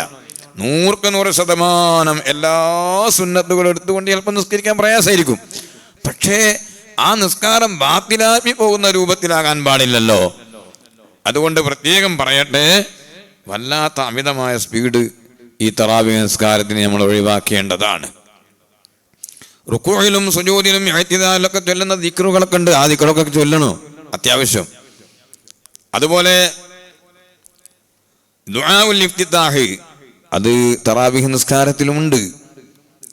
ഇഫ്തിതാഹിന്റെ ദുആ സുന്നത്താണെങ്കിലും വഖീല യജിബു അത് നിർബന്ധമാണെന്ന അഭിപ്രായമുണ്ട് എന്ന് ഫത്ഹുൽ മുഈൻ അടക്കം പറഞ്ഞു. ദുആഉൽ ഇഫ്തിതാഹ് സുന്നത്താന്ന് പറഞ്ഞത് വഖീല യജിബു നിർബന്ധമാണെന്ന അഭിപ്രായമുണ്ട്. ദുആഉൽ ഇഫ്തിതാഹ് എന്ന് പറഞ്ഞാൽ ചെറിയ സംഗതിയല്ല അല്ലേ? വജ്ജഹതു വജ്ഹിയ ലില്ലദീ ഫതറസ് സമാവാതി വൽ അർള. ആ വാചകം എന്താണ്? പരിശുദ്ധ ഖുർആനിൽ ഇബ്രാഹിം നബി അലൈഹിസ്സലാം, ഖലീലുല്ലാഹി ഇബ്രാഹിം നബി അലൈഹിസ്സലാം പറഞ്ഞ വാചകം എടുത്തുദ്ധരിച്ചിട്ടുണ്ട്. അത് തന്നെയല്ലേ ഹബീബായ മുഹമ്മദ് മുസ്തഫ സല്ലല്ലാഹു അലൈഹി വസല്ലം തങ്ങളും അതുപോലെ കഴിഞ്ഞ സഹാബികളും എല്ലാ മഹാന്മാരും നിസ്കരിക്കുമ്പോൾ ചൊല്ലിയ ഒരു പ്രതിജ്ഞാവാക്കം അല്ലേ അത് ആ ദുആഉൽ ഇഫ്തിതാഹ്. അപ്പോൾ അത് വലിയ സംഗതിയാണ്. പക്ഷേ ആ ദുആഉൽ ഇഫ്തിതാഹ് അത്ര തന്നെ ചൊല്ലാൻ ചിലപ്പോൾ കഴിഞ്ഞോളണമെന്നില്ല. സുബ്ഹാനകല്ലാഹുമ്മ വബിഹംദിക അശ്ഹദു അല്ലാ ഇലാഹ ഇല്ലാ അൻത അസ്തഗ്ഫിറുക വഅതൂബു ഇലൈക്. ഏറ്റവും കുറഞ്ഞ സുബ്ഹാനകല്ലാഹുമ്മ വബിഹംദിക എന്നെങ്കിലും കൈകെട്ടിയതിന് ശേഷം തക്ബീറിലതിന് ശേഷം ഫാത്തിഹയിൽ പ്രവേശിക്കുന്നതിന് മുമ്പ് ഒന്ന് ചൊല്ലണം. കാരണം വുജൂബാണെന്നുള്ള അഭിപ്രായം ഉണ്ടല്ലോ. ഇസ്ലാം എന്ന് പറഞ്ഞാൽ വാശിയില്ലാത്തൊരു മതമാണ്. ഒരു വിഷയത്തിന് വാശിയില്ല. മദ്ഹബുകൾ തമ്മിൽ അല്ലാഹു സുബ്ഹാനഹു വ തആല ആ നിലക്ക് അഭിപ്രായ വ്യത്യാസങ്ങൾ വീക്ഷണ വ്യത്യാസങ്ങളും ഉണ്ടാകാൻ സാധ്യതയുള്ള നിലക്ക് പഠിപ്പിക്കപ്പെട്ട വിഷയങ്ങളെല്ലാം അതങ്ങനെ തന്നെ ആകണമെന്നാണ് അള്ളാഹുവിൻ്റെ തീരുമാനം. അതുകൊണ്ട് 4 മദ്ഹബിൻ്റെ ഇമാമുകൾ അത് അള്ളാഹു തന്നെയാണ് അവരെ നിശ്ചയിച്ചത്. നമ്മൾ മനസ്സിലാക്കണം. ഖുലഫാഉൽ അർബഅത്ത് പോലെ 4 ഇമാമുകൾ അവർ ചില്ലറക്കാരല്ല. അവരുടെ ഡ്യൂട്ടി എന്താണ്?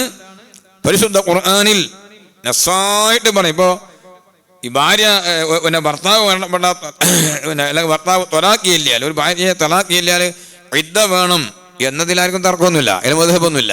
പക്ഷെ ഇദ്ദയുടെ കാലത്തെക്കുറിച്ചുള്ള ഖർഅ് എന്ന് പറഞ്ഞാൽ എന്താണ്? അത് 2 അർത്ഥങ്ങൾ ഉള്ള രൂപത്തിലാണ് അള്ളാഹ് പഠിപ്പിച്ചത്. അത് അങ്ങനെ തന്നെ നിലനിൽക്കുന്നു. അതാണ് പള്ളിക്ക് വ്യത്യാസമില്ലാതെ നിലനിൽക്കുന്നു എന്ന് പറയുന്നത്. ഒന്നും എടുത്തു കളയാൻ പറ്റില്ല. അതങ്ങനെ തന്നെ നിലനിൽക്കുന്നു. അത് നിലനിർത്തലാണ് ആ മഹാന്മാരായ അഇമ്മത്തുകളുടെ ചുമതല. അപ്പൊ ഇമാം ശാഫിഈ റളിയല്ലാഹു തആല അൻഹു ഒരു വിഷയത്തിൽ എന്താണ്, അത് നിർബന്ധമില്ല, സുന്നത്തേ ഉള്ളൂ എന്ന് പറഞ്ഞു. ഇപ്പൊ തല തടവുമ്പോൾ ചെറുങ്ങനെ ഒന്നൊക്കെ തടയേച്ചാൽ മതി എന്നാണ് ശാഫിഈ മദ്ഹബ്.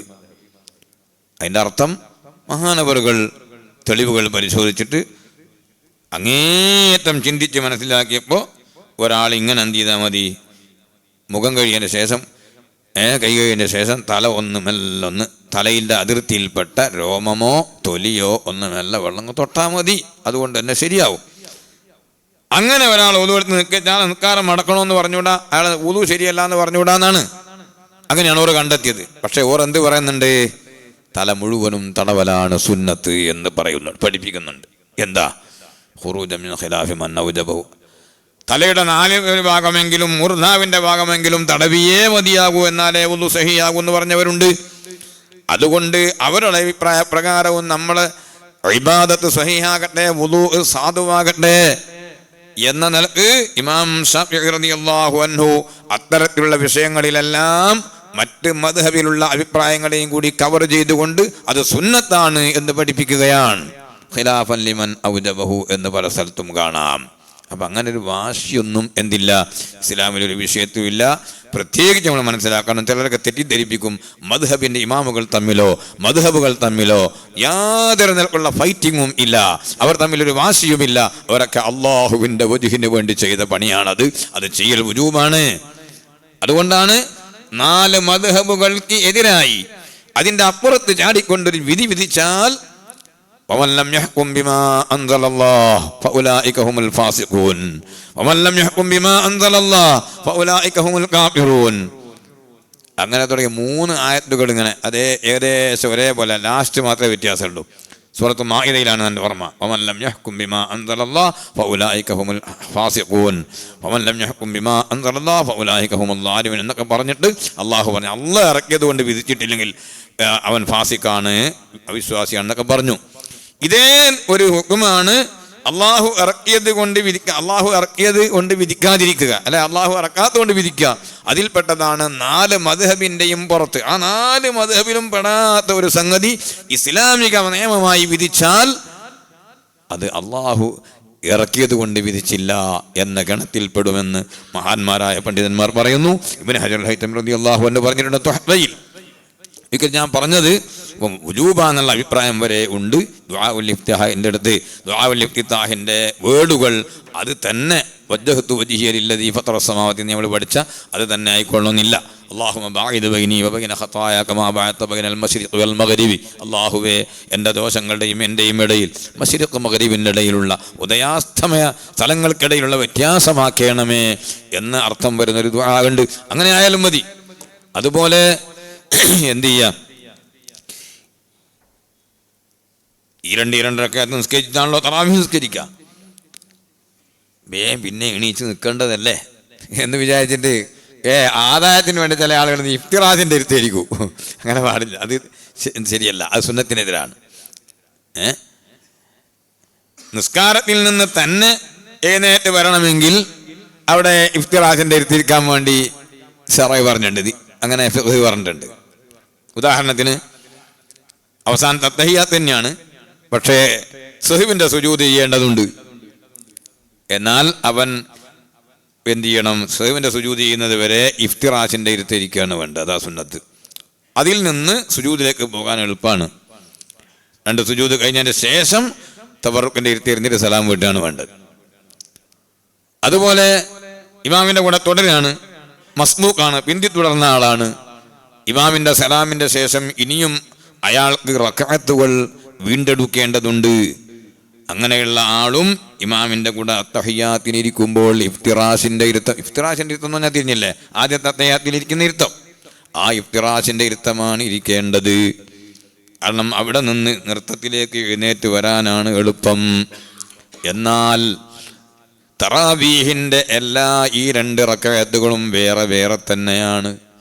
ആകയാൽ തറാവീഹ് നിസ്കാരത്തിന്റെ അത്തഹിയ്യാത്തിൽ തബറുക്കിന്റെ ഇരുത്തം നമ്മൾ ളുഹറിനും അസറിനുമൊക്കെ അവസാനത്തെ അത്തഹിയ്യാത്തിൽ എങ്ങനെയാണോ ഇരിക്കുന്നത് അതുപോലെ തന്നെയാണ് ഇരിക്കേണ്ടത് എന്ന് ഞാൻ പ്രത്യേകം ഓർമ്മപ്പെടുത്തുകയാണ്. അപ്പോൾ തറാവീഹ് നിസ്കാരം വളരെ ആവേശത്തോടെയും കൃത്യമായും ഇമാമിന്റെ കൂടെ തന്നെ കൈകെട്ടാൻ വേണ്ടി ശ്രമിക്കണം. സഫുകൾക്കിടയിൽ ഇങ്ങനെ ഇടക്കിടക്ക് ഇങ്ങനെ പൂഴി, എൻ്റെ കാലിൻ്റെ അടിയിൽ നിന്ന് പൂഴി ഇങ്ങനെ പോകുമ്പോൾ ഇടക്കിടക്ക് ഇങ്ങനെ അലിഞ്ഞു പോകാൻ പാടില്ല. ഇമാമ് തക്ബീറത്തുൽ ഇഹ്റാം ചൊല്ലിയാൽ ഉടനെ തക്ബീറത്തുൽ ഇഹ്റാം ചൊല്ലാൻ വേണ്ടി നമ്മളും ശ്രമിക്കുക. അങ്ങനെയാണ് വേണ്ടത്. സഫുകൾ എപ്പോഴും നമ്മളെ കാരണവശാൽ സഫ് എന്താകാൻ പാടില്ല, ഇടയിൽ ഗ്യാപ്പ് ഉണ്ടാകാൻ പാടില്ല. ഓരോ സഫും പള്ളി എത്ര വിശാലം സൗകര്യം ഉണ്ടായിരുന്നാലും ഒരു സഫ് പൂർത്തിയായതിൻ്റെ ശേഷമാണ് 2ാമത്തെ സഫ് കെട്ടേണ്ടത്. 2ാമത്തെ സഫ് കെട്ടേണ്ടതിൽ ചിലപ്പോൾ തർക്കം ഉണ്ടാവും. തർക്കം എന്ന് പറഞ്ഞാൽ അങ്ങനെ തർക്കമൊന്നും വാഗ്വാദമൊന്നും ഉണ്ടാവില്ല. പക്ഷേ ഒരാൾ അക്ബറത്ത് പോയി നിന്നിട്ട് ആടെ ഫാനുണ്ട്, ആടെ നിന്നിട്ട് ബാക്കിയുള്ളവരെല്ലാം അങ്ങോട്ട് ചെല്ലട്ടെ എന്നുള്ള മാനസികാവസ്ഥയാണ് അദ്ദേഹത്തിൻ്റെത്. വേറൊരാൾ ഇപ്പുറത്ത് അയാൾ എന്തോ ഒരു സൗകര്യം കാണുന്നുണ്ട്, അവിടെ വന്ന് നിന്നിട്ട് ബാക്കിയുള്ളവരെല്ലാം ഇങ്ങോട്ട് പോരട്ടെ എന്നാണ് മൂപ്പരുടെ ചിന്ത. അപ്പൊ പിന്നെ 2 വ്യക്തികൾ തമ്മിലുള്ള പ്രശ്നമാണ്. അവിടെ ശറഅ് എന്താ പറയുന്നത് നോക്കുക, ശറഅ് പറയൂ എന്താ ചെയ്യേണ്ടതെന്ന്. ഒരു സഫ് പൂർത്തിയായിട്ട് 2ാമത്തെ സഫ് തുടങ്ങുമ്പോൾ ഇമാമിന്റെ നേരെ ബേക്കിൽ നിൽക്കുക, എൻ്റെ അപ്പുറപ്പുറം വലത്തും അടുത്തും ഫില്ല് ചെയ്യുക. അങ്ങനെയാണ് സഫ് പൂർത്തീകരിക്കേണ്ടത്. ഇടയിൽ സഫിൽ വിടവുണ്ടായിട്ടും അപ്പുറത്തുള്ള ആളുകൾ അത് നികത്താതെ നിൽക്കുകയാണെങ്കിൽ ബേക്കിലുള്ള സഫിന്ന് ആൾക്ക് വന്നിട്ട് എന്ത് ചെയ്യുക, അവിടെ ആ ഗ്യാപ്പ് പിന്നെ വിടവ് നികത്താവുന്നതാണ്. അന്നേരം ഇനി അതിലോട്ട് പോയി കഴിഞ്ഞെന്നൊന്നും പറഞ്ഞാൽ സംഗതി എന്തായാലും ശറഅ് ഓനിക്ക് അനുവദിച്ചു കൊടുത്താണ്. നമ്മളതിനെ കുറ്റക്കാരത് നേരത്തെ നികത്താണ്ട് വെച്ചാണ്. അങ്ങനെ നികത്താണ്ട് വെച്ചാണ്ടായപ്പോൾ കുഴപ്പമോ അവിടെ ഇബ്ലീസ് കയറുമെന്നാണ്. അതിലേ ഇബ്ലീസ് കയറുമെന്ന്, വൈറസ് കയറുമെന്ന്. വൈറസ് കയറുമെന്ന് പറയുമ്പോൾ തിരിയല്ലോ, എന്നെ ഇബ്ലീസ് കയറുമെന്ന് പറഞ്ഞത്. പിന്നെ ഇതിനിടെ വരാണ് മുമ്പേ ഫോണ് വൈറസ് കയറിയിരിക്കുന്നത്, എനിക്ക് മനസ്സിലാക്കില്ല. അപ്പോൾ വൈറസ് കയറുന്നല്ല എല്ലാവർക്കും തിരിയുന്നില്ല. അപ്പോൾ തന്നെ സഫിൻ്റെ ഇടയിൽ ശൈത്താൻ കയറുന്നു മനസ്സിലാക്കിയാൽ മതി. ശൈത്താൻ കയറിയാൽ എന്താ വെച്ചാൽ ആ വീട്ടുകൊണ്ടിരിക്കും. പിന്നെ ഇത് തീർന്ന് കിട്ടേണ്ടില്ലെന്ന് വിചാരിക്കും. ഇതന്നെ അതിൻ്റെ ഇത്തിരി ആയിക്കില്ലേ. അങ്ങനെയാകരുത്, നല്ല ആവേശത്തോടെ വന്ന് നിസ്കരിക്കണം.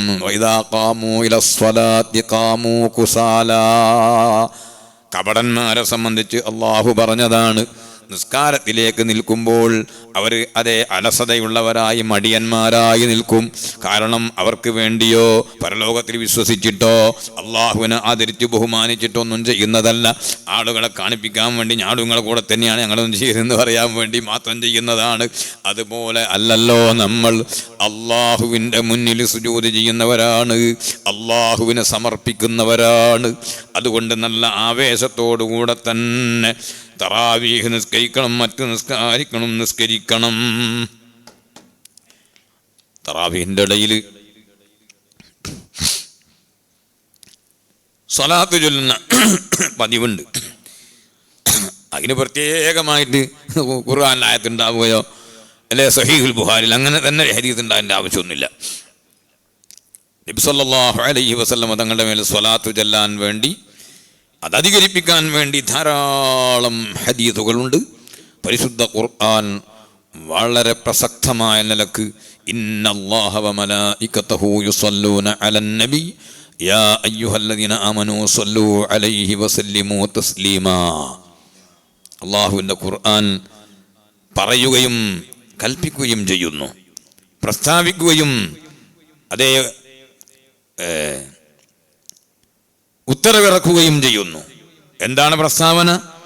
അല്ലാഹുവും അവൻ്റെ മലക്കുകളും യുസല്ലൂന അലൻ നബി, നബി സല്ലല്ലാഹു അലൈഹി വസല്ലം തങ്ങളുടെ മേൽ സ്വലാത്ത് നിർവഹിക്കുന്നു. അതൊരു വല്ലാത്ത മഹത്വമല്ലേ? നിങ്ങൾ ആലോചിച്ചു നോക്ക്. ആദം നബി അലൈഹിസ്സലാമിന് അല്ലാഹു തആല മലക്കുകളെ കൊണ്ട് സുജൂദ് ചെയ്യിപ്പിച്ചിട്ടുണ്ട്. പക്ഷേ അത് ഒരു സമയത്ത് അത് നിർവഹിച്ച് കഴിഞ്ഞു. ഇതങ്ങനെയല്ല, അതിൽ അല്ലാഹു തആല പങ്കെടുത്തിട്ടില്ല അല്ലേ? ആദം നബി അലൈഹിസ്സലാമിന് മലക്കുകളെ കൊണ്ട് അല്ലാഹു സുജൂദ് ചെയ്യിപ്പിച്ചതാണ്. അല്ലാഹ് അതിലില്ല, അതന്നെ ചെയ്ത് കഴിഞ്ഞ് പിന്നെ ചെയ്തിട്ടില്ല. ഇവിടെ അല്ലാഹു തന്നെ ഈ കർമ്മത്തിന് ഒന്നാമതായി ഇന്നല്ലാഹ്, നിശ്ചയം അല്ലാഹു തആല വ മലായികതഹു, പിന്നെ അവൻ്റെ മലക്കുകളും, എല്ലാ മലക്കുകളും. മലായികതഹു എന്ന് പറഞ്ഞാൽ പിന്നെ നമ്മളെന്താ കണ്ടില്ല, വിവേചനം കാണിക്കാനില്ല. അള്ളാഹിൻ്റെ മലക്കുകളെല്ലാം, ഓൻ്റെ മലക്കുകളെല്ലാം യുസല്ലൂന അലൻ നബി, സ്വലാത്ത് നിർവഹിച്ചു കൊണ്ടിരിക്കുകയാണ്. സുബ്ഹാനല്ലാഹ് അല്ലേ? എന്തൊരു മഹത്വമാണ് ഹബീബായ തങ്ങൾക്ക് അല്ലാഹു സുബ്ഹാനഹു വ തആല നൽകിയത്. ചെറിയാണോ? എന്നിട്ട് പറയുന്നു, യാ അയ്യുഹല്ലദീന ആമനൂ സ്വല്ലൂ അലൈഹി വസല്ലിമൂ തസ്ലീമാ. ഓ മുഅ്മിനീങ്ങളെ, നിങ്ങളും ആ നബിയുടെ മേൽ സ്വലാത്ത് നിർവഹിക്കണേ. ആദം നബിക്ക് സുജൂദ് ചെയ്യാൻ വേണ്ടി നമ്മളോട് പറഞ്ഞിട്ടില്ല അല്ലേ? ആദം നബി അലൈഹിസ്സലാമിന് അള്ളാഹു കൊടുത്ത പവർ, അത് വലിയ പവർ തന്നെയാണ്. ഓരോ നബിമാർക്കും അതത് കാലഘട്ടങ്ങളിൽ അവരവരുടെ വിധാനത്തിൽ അള്ളാഹു കൊടുത്തതൊക്കെ പൂർണ്ണമാണ്, വലുതാണ്. അതൊന്നും ചെറുതാണെന്ന് ഈ പറഞ്ഞതിനർത്ഥമില്ല. പക്ഷേ എല്ലാ നബിമാരുടെയും നേതാവായി, അലേ ഖാതിമുൻ നബിയ്യീന വൽ മുർസലീനായി അള്ളാഹു നിയോഗിച്ചയച്ച മുഹമ്മദ് മുസ്തഫ സല്ലല്ലാഹു അലൈഹി വസല്ലമ തങ്ങളുടെ മഹത്വം അതിനേക്കാളൊക്കെ ഏറ്റവും മേലെയാണ്. എല്ലാ കറാമത്തുകളും ആദരവുകളും മുഅ്ജിസത്തുകളും മറ്റ് നബിമാർക്ക് മുർസലീങ്ങൾക്ക് അള്ളാഹു കൊടുത്തതിനാൽ എത്രയോ ടോപ്പാണ്. അത് പറഞ്ഞവസാനിപ്പിക്കാൻ കഴിയില്ല. ആ ഒരു സ്വലാത്ത്, എങ്ങനെയെങ്കിലും ഒരു സ്വലാത്ത് ചൊല്ലിക്കിട്ടിയാൽ അൽഹംദുലില്ലാഹ്. അതുകൊണ്ട് തറാവീഹ് നിസ്കാരത്തിന് ഈ 2 റക്അത്തുകൾ എഴുന്നേറ്റ് നിൽക്കുന്നതിനിടയിൽ നബി തങ്ങളെ സ്വലാത്ത് ചൊല്ലാൻ പ്രേരിപ്പിക്കുകയും സ്വലാത്ത് ചൊല്ലുകയും ചെയ്യുന്നു. ഇത് സാധാരണയാണ്. പല മജ്ലിസുകളിലും പങ്കെടുത്തത് ഓർമ്മയുണ്ട്. ഞാൻ ഓർക്കുന്നു, യമനിൽ ഒരു 10 വർഷം മുമ്പാണ്, യമനിൽ തരീമിലും മറ്റൊക്കെ അവിടെ ദാറുൽ മുസ്തഫയുമായി ബന്ധപ്പെട്ടുള്ള പരിപാടികളിൽ സാധുവായ എനിക്ക് പോകാൻ അല്ലാഹു തആല അവസരം തന്നപ്പോൾ അവിടെ ഒരുപാട് മജ്ലിസുകൾ, ഒരുപാട് വേദികളിൽ പങ്കെടുത്തു. ആ വേദികളിലെല്ലാം ഇങ്ങനെ ഇടക്കിടക്ക് സല്ലു അലൈഹി സല്ലു അലൻ നബി എന്നിങ്ങനെ ഇടക്കിടക്ക് പറയും. എന്നിട്ട് ആളുകളെല്ലാം സ്വലാത്ത് ചെല്ലും. അതിനിങ്ങനെ ബുഖാരിയിലുണ്ടോ എന്ന് നോക്കിയെടുക്കുക. അല്ലെങ്കിൽ അതിൽ പ്രത്യേകം അല്ലാഹ് പറഞ്ഞില്ല സ്വലാത്ത് ചെല്ലാൻ, ഇനി സ്വലാത്ത് ചെല്ലണ്ട എന്ന് പറഞ്ഞാൽ സ്വലാത്ത് ചെല്ല. ടോയ്ലറ്റ് കയറിയിട്ട് ചെല്ലണ്ട, അത് അങ്ങനത്തെ കാര്യങ്ങൾ ചെയ്യുന്ന സ്ഥലമല്ല, അതുകൊണ്ട് ചെയ്യാൻ പാടില്ല. അല്ലാത്ത ഏത് സ്ഥലത്തും സ്വലാത്ത് ചെല്ലാൻ ആ ആയത്ത് തന്നെ ധാരാളമാണ്, വേറെ ഒന്നിൻ്റെ ആവശ്യമില്ല. ഒരു സ്വലാത്തും മുടക്കാൻ പാടില്ല. അഷ്റഫുൽ ഖൽഖ് സല്ലല്ലാഹു അലൈഹി വസല്ലം തങ്ങളുടെ മേലുള്ള സ്വലാത്ത് അതുകൊണ്ട് ആവേശത്തോടെ ഒരേ ഒരുമയിൽ സല്ലം സല്ലം അങ്ങനെയല്ല, എല്ലാവരും ഒന്നിച്ച് അല്ലേ, അല്ലാഹുമ്മ സല്ലി വസല്ലിം വബാരിക് അലൈഹി. എന്താണ് അതിൻ്റെ ഒരു പവർ? ചെല്ല്, അല്ലാഹുമ്മ സല്ലി വസല്ലിം അലാ സയ്യിദിനാ മുഹമ്മദ് വഅലാ ആലിഹി വസഹ്ബിഹി. اللهم صل على سيدنا محمد وعلى آله وصحبه وسلم. اللهم صل على سيدنا محمد وعلى آله وصحبه وسلم. സ്വലാത്ത് ചെല്ലുമ്പോൾ അതിൻ്റെ കൂടെ സലാമും കൂടി ഉണ്ടാകൽ സുന്നത്താണ്. അല്ലാതെ രണ്ടും വേർതിരിക്കൽ കറാഹത്താണെന്ന് പറഞ്ഞ പണ്ഡിതന്മാരുണ്ട്. അതിൽ അഭിപ്രായ വ്യത്യാസങ്ങളൊക്കെ ഉണ്ട്. ഏതായിരുന്നാലും സ്വലാത്തും സലാമും അല്ലാഹുമ്മ സല്ലി അലാ സയ്യിദിനാ മുഹമ്മദ് വഅലാ ആലിഹി വസഹ്ബിഹി വസല്ലിം, ഈ സ്വലാത്ത് വളരെ എളുപ്പമാണ്. ഒരു ദിവസം ഏറ്റവും കുറഞ്ഞതാണ് പറഞ്ഞ് ഒരു 100 പ്രാവശ്യമെങ്കിലും ഹബീബായ നബി സല്ലല്ലാഹു അലൈഹി വസല്ലം തങ്ങളുടെ പേരിൽ ഈ സ്വലാത്തൊന്ന് ചൊല്ലൂ. നമ്മുടെ ഈ വർഷത്തെ പ്രഭാഷണത്തിൽ ഒരു ഗിഫ്റ്റ് അല്ലെങ്കിൽ ഒരു പ്രത്യേകമായൊരു വസിയ്യത്ത്, അല്ലാഹുമ്മ സല്ലി അലാ സയ്യിദിനാ മുഹമ്മദിൻ വഅലാ ആലിഹി വസഹ്ബിഹി വസല്ലിം, അതിൽ സ്വലാത്ത് വന്നു, സലാം വന്നു, നബി സല്ലല്ലാഹു അലൈഹി വസല്ലം തങ്ങളെ സയ്യിദ് എന്ന് വിശേഷിപ്പിക്കൽ വന്നു. അത് വളരെ പ്രധാനപ്പെട്ടതാണ്. അതുപോലെ ആലും സഹാബത്തും വന്നു, എല്ലാം ഉൾക്കൊണ്ട് അല്ലാഹുമ്മ സല്ലി അലാ സയ്യിദിനാ മുഹമ്മദിൻ വഅലാ ആലിഹി വസഹ്ബിഹി വസല്ലിം. അല്ലേ, 5 നേരത്തെ നിസ്കാരത്തിൽ ഓരോ നിസ്കാരത്തിൻ്റെ ശേഷം 20 വീതം ചൊല്ലിയാൽ തന്നെ 100 പൂർത്തിയാകും. 100 പാടുള്ളൂ എന്നല്ല, എത്രയാണോ ഹബീബിന്റെ പേര് സ്വലാത്ത് എല്ലാം കഴിയാ ചൊല്ലിക്കോളി. എന്നാലോ ഔലാകും ബി യൗമൽ ഖിയാമത്തി അക്തറുകും അലയ്യ സ്വലാത്തൻ, നാളെ പരലോകത്ത് ഞാനുമായി ഏറ്റവും ബന്ധമുള്ള ആള് എൻ്റെ മേൽ കൂടുതൽ സ്വലാത്ത് ചൊല്ലിയ ആളാണെന്ന് ഹബീബ് സല്ലല്ലാഹു അലൈഹി വസല്ലമ തങ്ങൾ പറയുന്നു. ഓ പ്രിയപ്പെട്ട മോമിനീങ്ങളെ, ചെറുപ്പക്കാരെ, നമ്മൾ പലതിനും അഡിക്റ്റാകാറില്ലേ? എന്തോ വേണ്ടാത്ത പല കാര്യങ്ങൾക്കും നമ്മൾ അഡിക്റ്റാകാറുണ്ട്. അതിനല്ല നമ്മൾ അഡിക്റ്റാകേണ്ടത്. നമ്മുടെ അഡിക്ഷൻ എന്തിലായിരിക്കണം? അള്ളാഹുവിനോടുള്ള ഹുബ്ബിലായിരിക്കണം, ഹബീബായ നബി തങ്ങളോടുള്ള ഹുബ്ബിലായിരിക്കണം, തങ്ങളുടെ സ്വലാത്തിലായിരിക്കണം. സ്വലാത്തിൻ്റെ അഡിക്റ്റായിക്കോളൂ. എല്ലാ സമയത്തും കിട്ടുന്ന സമയത്തൊക്കെ സ്വലാത്ത് മുഹമ്മദ് മുസ്തഫ സല്ലല്ലാഹു അലൈഹി വസല്ലം. എന്താണ് ആ സ്വലാത്തിൻ്റെ പവർ? അബ്ദുറഹ്മാൻ ഇബ്നു ഔഫ് റളിയല്ലാഹു അൻഹു പറയാണ്, അൽ അസറത്തുൽ മുബസ്സറ, ഹദീത്തിൽ 10 പേരെ ക്രമപ്രകാരം നബി സല്ലല്ലാഹു അലൈഹി വസല്ലം തങ്ങൾ അവിടുത്തെ മുഅ്ജിസത്തിന്റെ നാവ് കൊണ്ട് ഒരേ ഹദീത്തിൽ 10 പേരെ എണ്ണി പറഞ്ഞ ആ കൂട്ടത്തിൽപ്പെട്ട അബ്ദുറഹ്മാൻ ഇബ്നു ഔഫ് റളിയല്ലാഹു അൻഹു അവിടുന്ന് പറയാണ്, ഖറജ റസൂലുള്ളാഹി സല്ലല്ലാഹു അലൈഹി വസല്ലമ, ഒരു ദിവസം നബി സല്ലല്ലാഹു അലൈഹി വസല്ലം തങ്ങൾ പുറപ്പെട്ടു. അങ്ങനെ ഹത്താ ദഖല നഖ്ലൻ, ഒരു ഈത്തപ്പനത്തോട്ടത്തിൽ പോയി കടന്നു തങ്ങൾ. എന്നിട്ടോ ഫസജദ, അവിടെ നബി സല്ലല്ലാഹു അലൈഹി വസല്ലം തങ്ങൾ സുജൂദ് ചെയ്തു. ഫഅതാല സുജൂദ്, ചെറിയ സുജൂദല്ല കേട്ടോ, വളരെ സുദീർഘമായ സുജൂദ് ചെയ്തു. ഹത്താ ഖശീതു അൻ യകൂന അല്ലാഹു തആല ഖദ് തവഫാഹു, അല്ലാഹുവിൻ്റെ ഹബീബിനെ അല്ലാഹ് ഈ സുജൂദിൽ തന്നെ വഫാത്താക്കിയോ എന്ന് ഞാൻ ഭയപ്പെടുന്നത് വരെ നബി സല്ലല്ലാഹു അലൈഹി വസല്ലം തങ്ങൾ സുദീർഘമായ സുജൂദ് ചെയ്തു. അബ്ദുറഹ്മാൻ ഇബ്നു ഔഫ് തങ്ങൾ പറയുന്നു, ഫജിഅ്തു അൻദുറു, ഞാനങ്ങനെ ചെന്നു നോക്കാൻ വേണ്ടി.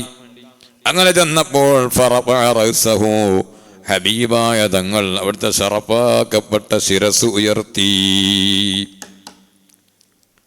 അവിടെ റഅസഹുന്നേ ഹദീസിലുള്ളൂ, ശറഫാക്കപ്പെട്ട തല എന്ന് ഞാൻ പറഞ്ഞാണ്. അങ്ങനെ പറയണ ഒരു മുഅ്മിനായ മനുഷ്യൻ കേട്ടോ. അതിന് പ്രത്യേകമായ ഹദീസുണ്ട്. അള്ളാഹുവിൻ്റെ റസൂലിനെ ആദരിക്കുക, ബഹുമാനിക്കാന്ന് പരമാവധി അങ്ങേറ്റം ആദരിക്കുക.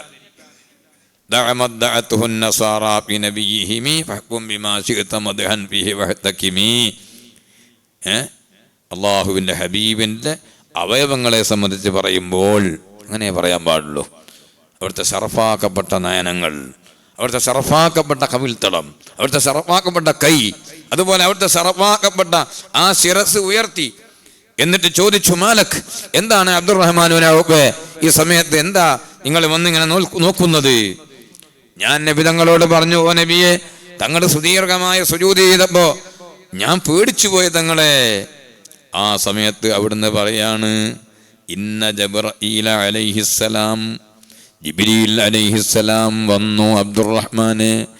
എന്നിട്ട് എന്നോട് പറഞ്ഞു, അലാ ഉബശ്ശിറുക, ഓ നബിയെ, അങ്ങയ്ക്ക് ഞാൻ സന്തോഷ വാർത്ത അറിയിക്കട്ടെ. എന്താ സന്തോഷ വാർത്ത? അന്നല്ലാഹ അസ്സ വജല്ല യഖൂലു ലക, അല്ലാഹു ജല്ല ജലാലുഹു അങ്ങയോട് പറയുന്നുണ്ട്. എന്താ പറയുന്നത്?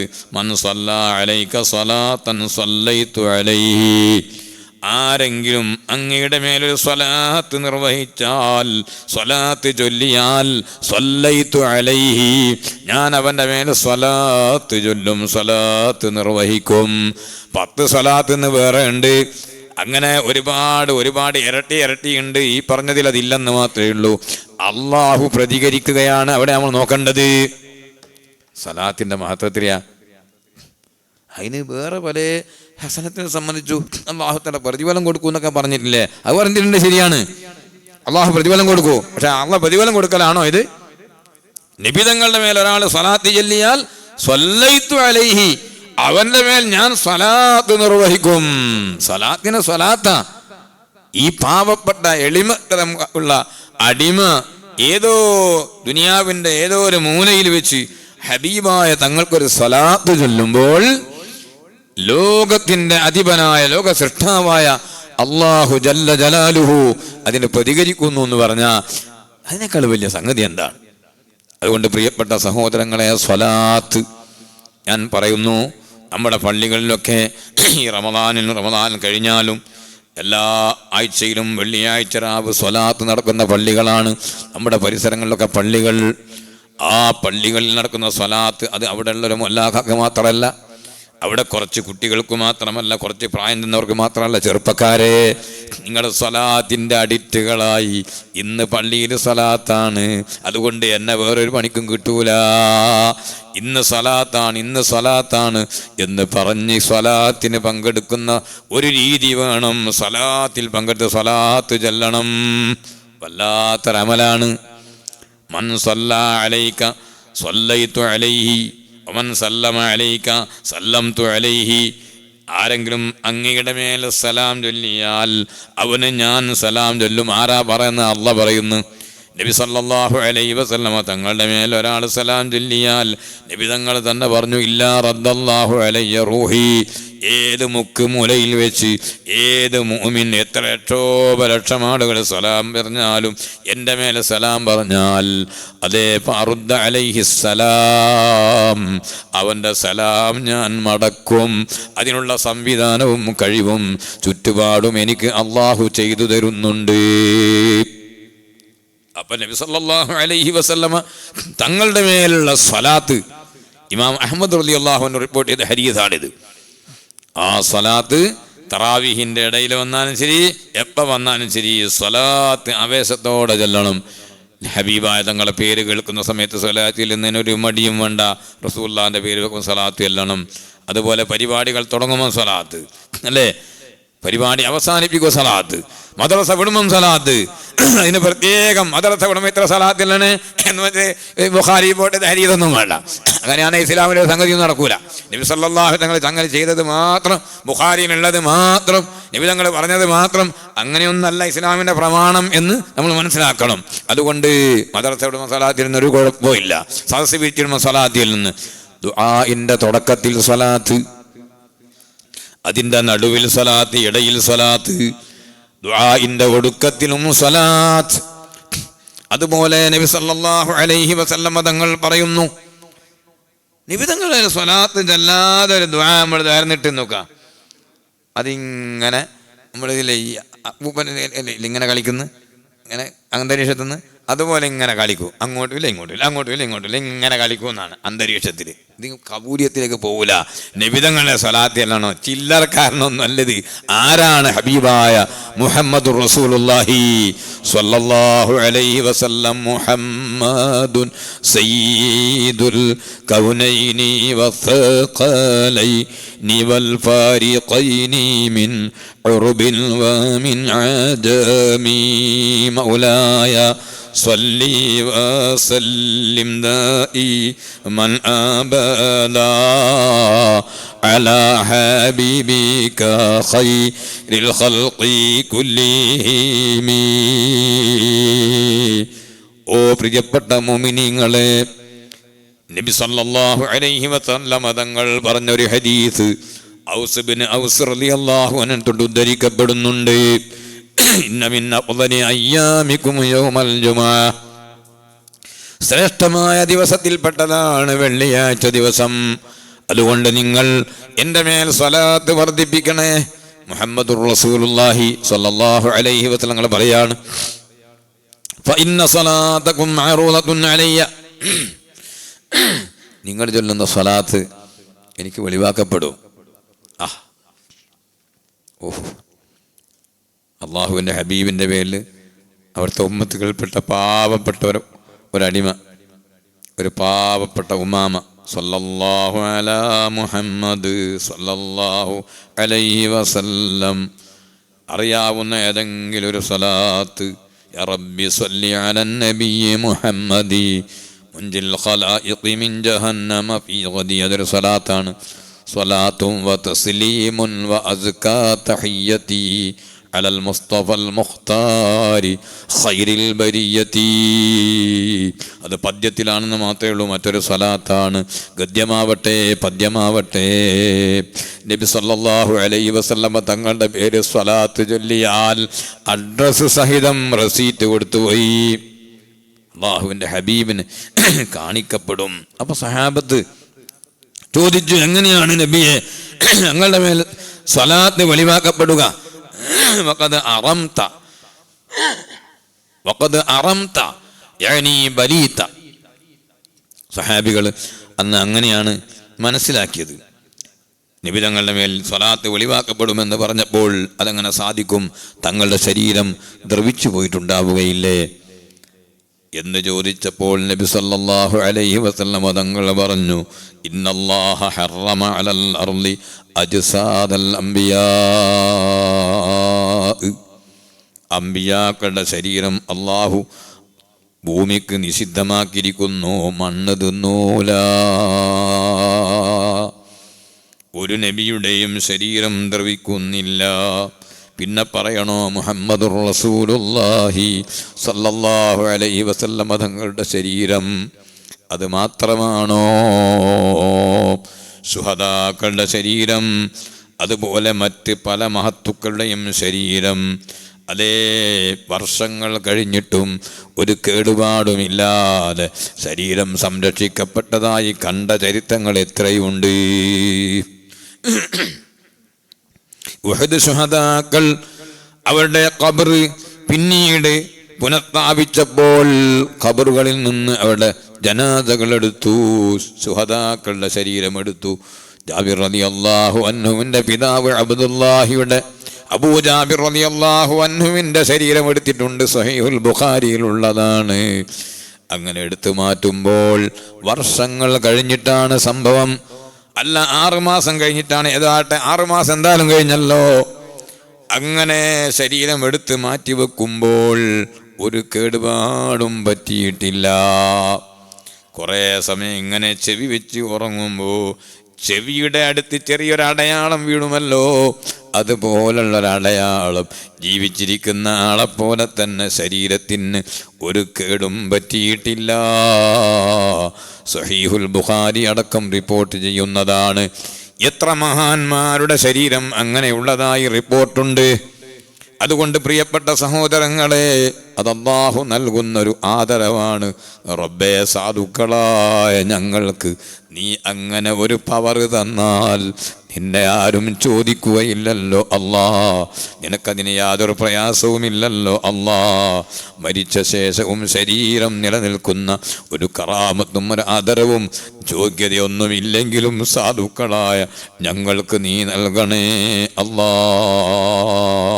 നിന്റെ ഹബീബിൻ്റെ പേരിൽ സ്വലാത്ത് ധാരാളമായി ചൊല്ലാനുള്ള തൗഫീഖ് നൽകണേ അല്ലാ. പ്രിയപ്പെട്ട സഹോദരങ്ങളെ,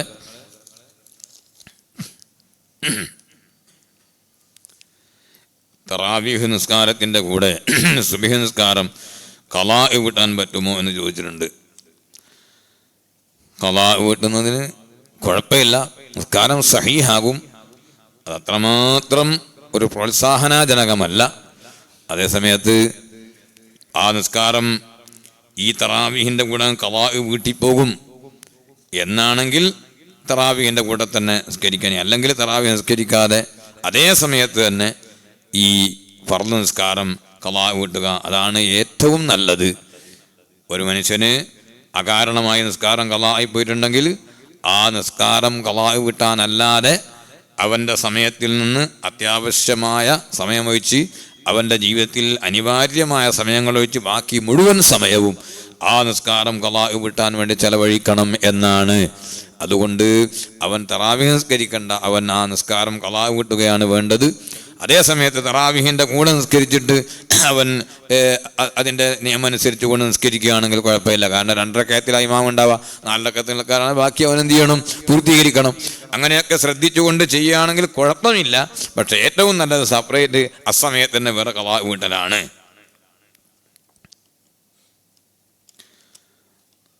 തറാവീഹ് നിസ്കരിക്കുന്നവരെ ഇശാ നിസ്കരിക്കുന്നതോടെ അതും സുന്നത്ത് നിസ്കരിക്കുന്നതുകൊണ്ട് അപ്പോൾ അതൊക്കെ തുടർന്നുകൊണ്ട് നിസ്കാരത്തിന് കേടുവരില്ല.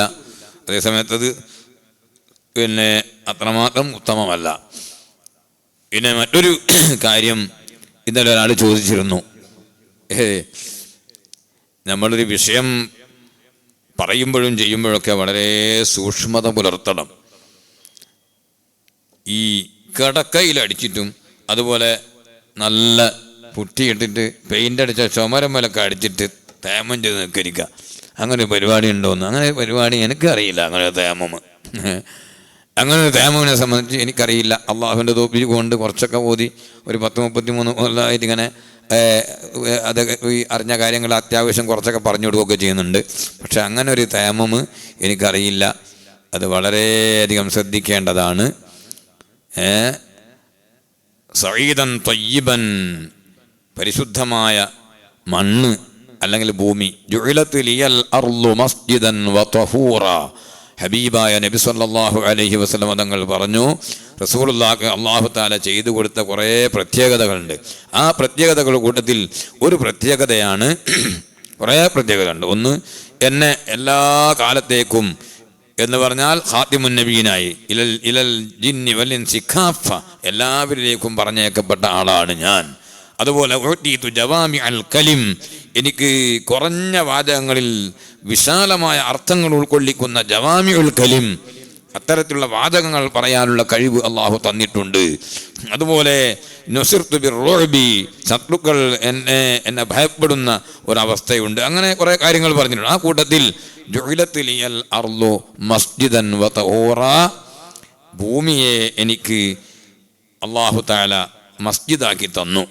അതായത് നിസ്കരിക്കാൻ വേണ്ടി പ്രത്യേകമായ ഒരു സ്ഥലം സജ്ജമാക്കി വഖഫ് ചെയ്താൽ അവിടെ മാത്രമേ നിസ്കരിക്കാൻ പറ്റൂ എന്നില്ല. എവിടെയും നിസ്കരിക്കാൻ വൃത്തിയുണ്ടാവണമെന്ന് മാത്രമേ ഉള്ളൂ.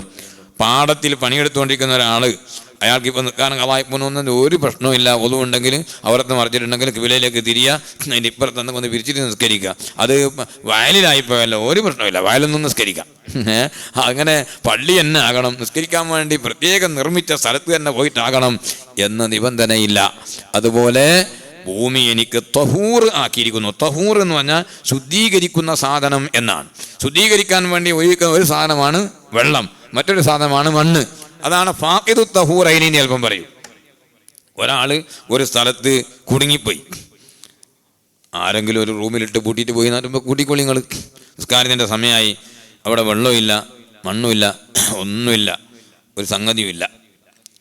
അങ്ങനെ ഫാഖിദു തഹൂറൈനിൻ്റെ ഒരു മസാല തന്നെ പിന്നെ ദുനിയാവിൽ വരുത്തുണ്ടാവില്ല. 2 തഹൂറിനെയും ഇല്ലാതാക്കിയ ആളെന്നാണ് ഫാഖിദു തഹൂറൈനിൻ്റെ അർത്ഥം. ഫാഖിദു തഹൂറൈനി എന്ന് പറഞ്ഞാൽ വെള്ളവും കിട്ടിയില്ല, തേമം ചെയ്യാനുള്ള മണ്ണും കിട്ടിയില്ല എന്നാണ് അതിൻ്റെ അർത്ഥം.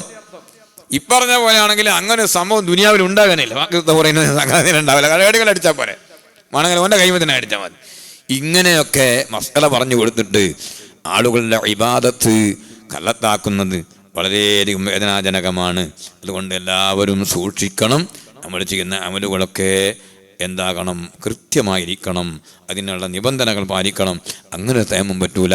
നബി സല്ലല്ലാഹു അലൈഹി വസല്ലം സ്വഹാബത്ത് പഠിപ്പിച്ചത് മണ്ണ് കൊണ്ടുള്ള തേമമാണ്. പിന്നെ നബി സല്ലല്ലാഹു അലൈഹി വസല്ലം ഒരു മതിലിൽ പോയി അടിച്ചിട്ട് തേമം ചെയ്തു എന്നുള്ളതാണെങ്കിൽ അതിൻ്റെ അർത്ഥം ഏതെങ്കിലും ഒരു ഈ പിന്നെ ഉണ്ടല്ലോ ഈ കരിങ്കല്ലുകൊണ്ട് കെട്ടിയ മതിലെന്നല്ല. ഈ മണ്ണൊക്കെ ഉതിർന്ന് പോകുന്ന ആദ്യം മതിലാണ്, അവിടെ പോയിട്ട് മണ്ണ് കിട്ടി അങ്ങനെ അടിച്ചിട്ട് തേമം ചെയ്തെന്നാണ്. അതൊക്കെ ശരിക്കും പഠിച്ച് മനസ്സിലാക്കിയവരാണ് മദ്ഹബിൻ്റെ ഇമാമികളൊക്കെ. ഇമാമുന ശാഫിഈ റളിയല്ലാഹു അൻഹുവൊക്കെ അത് നന്നായിട്ട് എല്ലാ ഹദീസും ആയത്തുകളൊക്കെ വളരെ വളരെ വളരെ കൃത്യമായി പഠിച്ചിട്ടുള്ള മഹാനാണ് ശാഫിഈ ഇമാം. ശാഫിഈ ഇമാമിനെ തിരിഞ്ഞിക്കില്ല. എന്നിട്ടാണ് മൂപ്പര് ഇത് ഈ കടക്കാലോ അല്ലെങ്കിൽ ചുമരമലോ അടിച്ചിട്ട് തേമം ചെയ്യാൻ പറ്റൂല, ഇങ്ങനെ തന്നെ ആകണമെന്ന് പറഞ്ഞത് ശാഫിഈ ഇമാമിനെ തിരിയായിട്ടല്ലേ? എങ്ങനെയാണ് മനസ്സിലാക്കുക? ബുദ്ധി അല്പേണ്ട മനസ്സിലാവുമോ? അതുകൊണ്ട് നന്നായിട്ട് ചിന്തിച്ചോളി.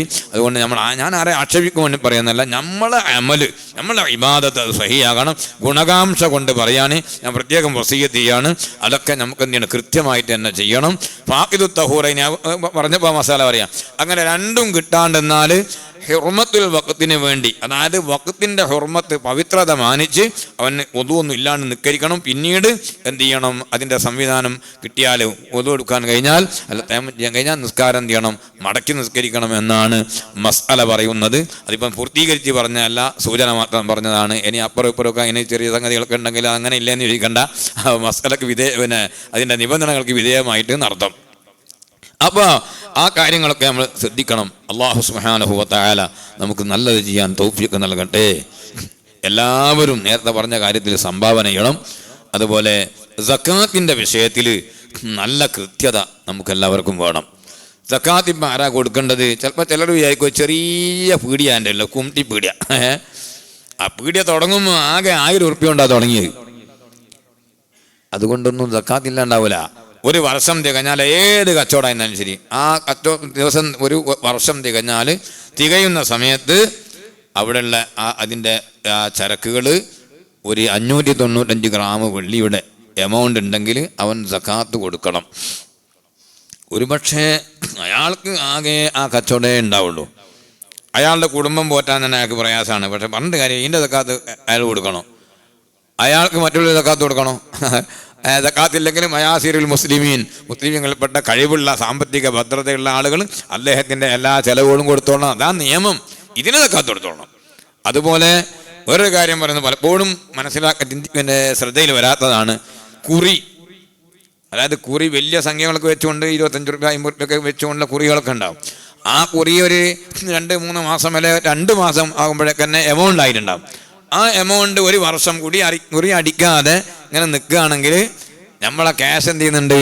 മറ്റുള്ള ആളുടെ കയ്യിൽ ഇങ്ങനെ നിൽക്കുന്നുണ്ട്, ഒരു കടം പോലെ നിൽക്കുന്നുണ്ട്. ആ ക്യാഷിന് എന്ത് ചെയ്യണം? സക്കാത്ത് കൊടുക്കണം. അതുപോലെ പാറ്റ്, ഈ ഭാഗത്ത് പാറ്റ് ഉണ്ടെന്നു അല്ലേ?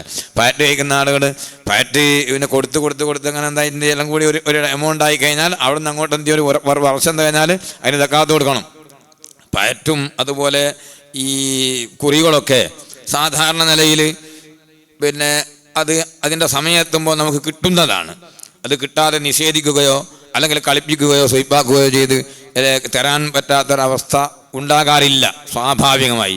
അതുകൊണ്ട് തന്നെ അത് വർഷം തികയുമ്പോൾ തന്നെ കൊടുക്കണം. കയ്യിൽ സംഖ്യ വരുന്നതിന് മുമ്പ് തന്നെ സക്കാത്ത് കൊടുക്കണമെന്നാണ് നിയമം. അതുകൊണ്ട് എല്ലാ കച്ചവടക്കാരും ആലോചിക്കേണ്ടതാണ്. ഇനി അങ്ങനത്തെ കച്ചവടമൊന്നും ഇല്ല, പൈസ ഇങ്ങനെ എന്തുണ്ട്, തെങ്ങുണ്ട്, അടക്കേണ്ട തേങ്ങണ്ട് ഒരുപാടുണ്ട്, അവന് ഇന്നഫിൽ മാലി ഹഖൻ സിവ സകാത്തി, അതേ സമ്പത്തിൽ സക്കാത്ത് നിർബന്ധദാനം അല്ലാത്ത വേറെ ഒരുപാട് സംഭാവനകളും സദഖകളും കൊടുക്കേണ്ടതുണ്ട്. സദഖ ചെയ്യാൻ വേണ്ടി പരിശുദ്ധ ഖുർആൻ എത്രയാണ് പ്രേരിപ്പിച്ചത്. മസലുല്ലദീന യുൻഫിഖൂന ഫീ സബീലില്ലാഹി കമസലി ഹബ്ബത്തിൻ അംബതത് സബ്അ സനാബില ഫീ കുല്ലി സുംബുലത്തിൻ മിഅത്തു ഹബ്ബ എന്നൊക്കെ പറഞ്ഞുകൊണ്ട് അള്ളാഹുവിൻ്റെ മാർഗത്തിൽ അള്ളാഹു പൊരുത്തപ്പെടുന്നതിൽ സംഖ്യ ചെലവഴിക്കുന്ന ആളുകളുടെ മഹത്വം പറഞ്ഞിട്ടുണ്ട്. അവർക്ക് ഇരട്ടി അള്ളാഹു കൊടുക്കുമെന്ന് മാത്രമല്ല, ധാരാളമായി കൈയഴിഞ്ഞ് സഹായം ചെയ്യുന്ന ആളുകൾ. കോരുന്ന കിണറ്റിൽ ആ ഉറവുണ്ടാകാൻ സാറിന് പറയലുണ്ട്. അതുപോലെ കൊടുത്തത് കൊണ്ട് ഒരിക്കലും കുറഞ്ഞുമില്ല. ഉദാര മനസ്ഥിതി എത്ര കണ്ട് നമ്മുടെ മനസ്സ് വിശാലമാക്കുന്നോ അതനുസരിച്ച് അള്ളാഹു സുബ്ഹാനഹു വ തആല ഇങ്ങോട്ടും വിശാലത ചെയ്യും. അതുകൊണ്ട് നന്നായിട്ട് കൊടുക്കുന്ന കൈക്ക് അല്ലാഹു തആല തിരിച്ചു കൊടുക്കും, യാതൊരു സംശയവും വേണ്ട.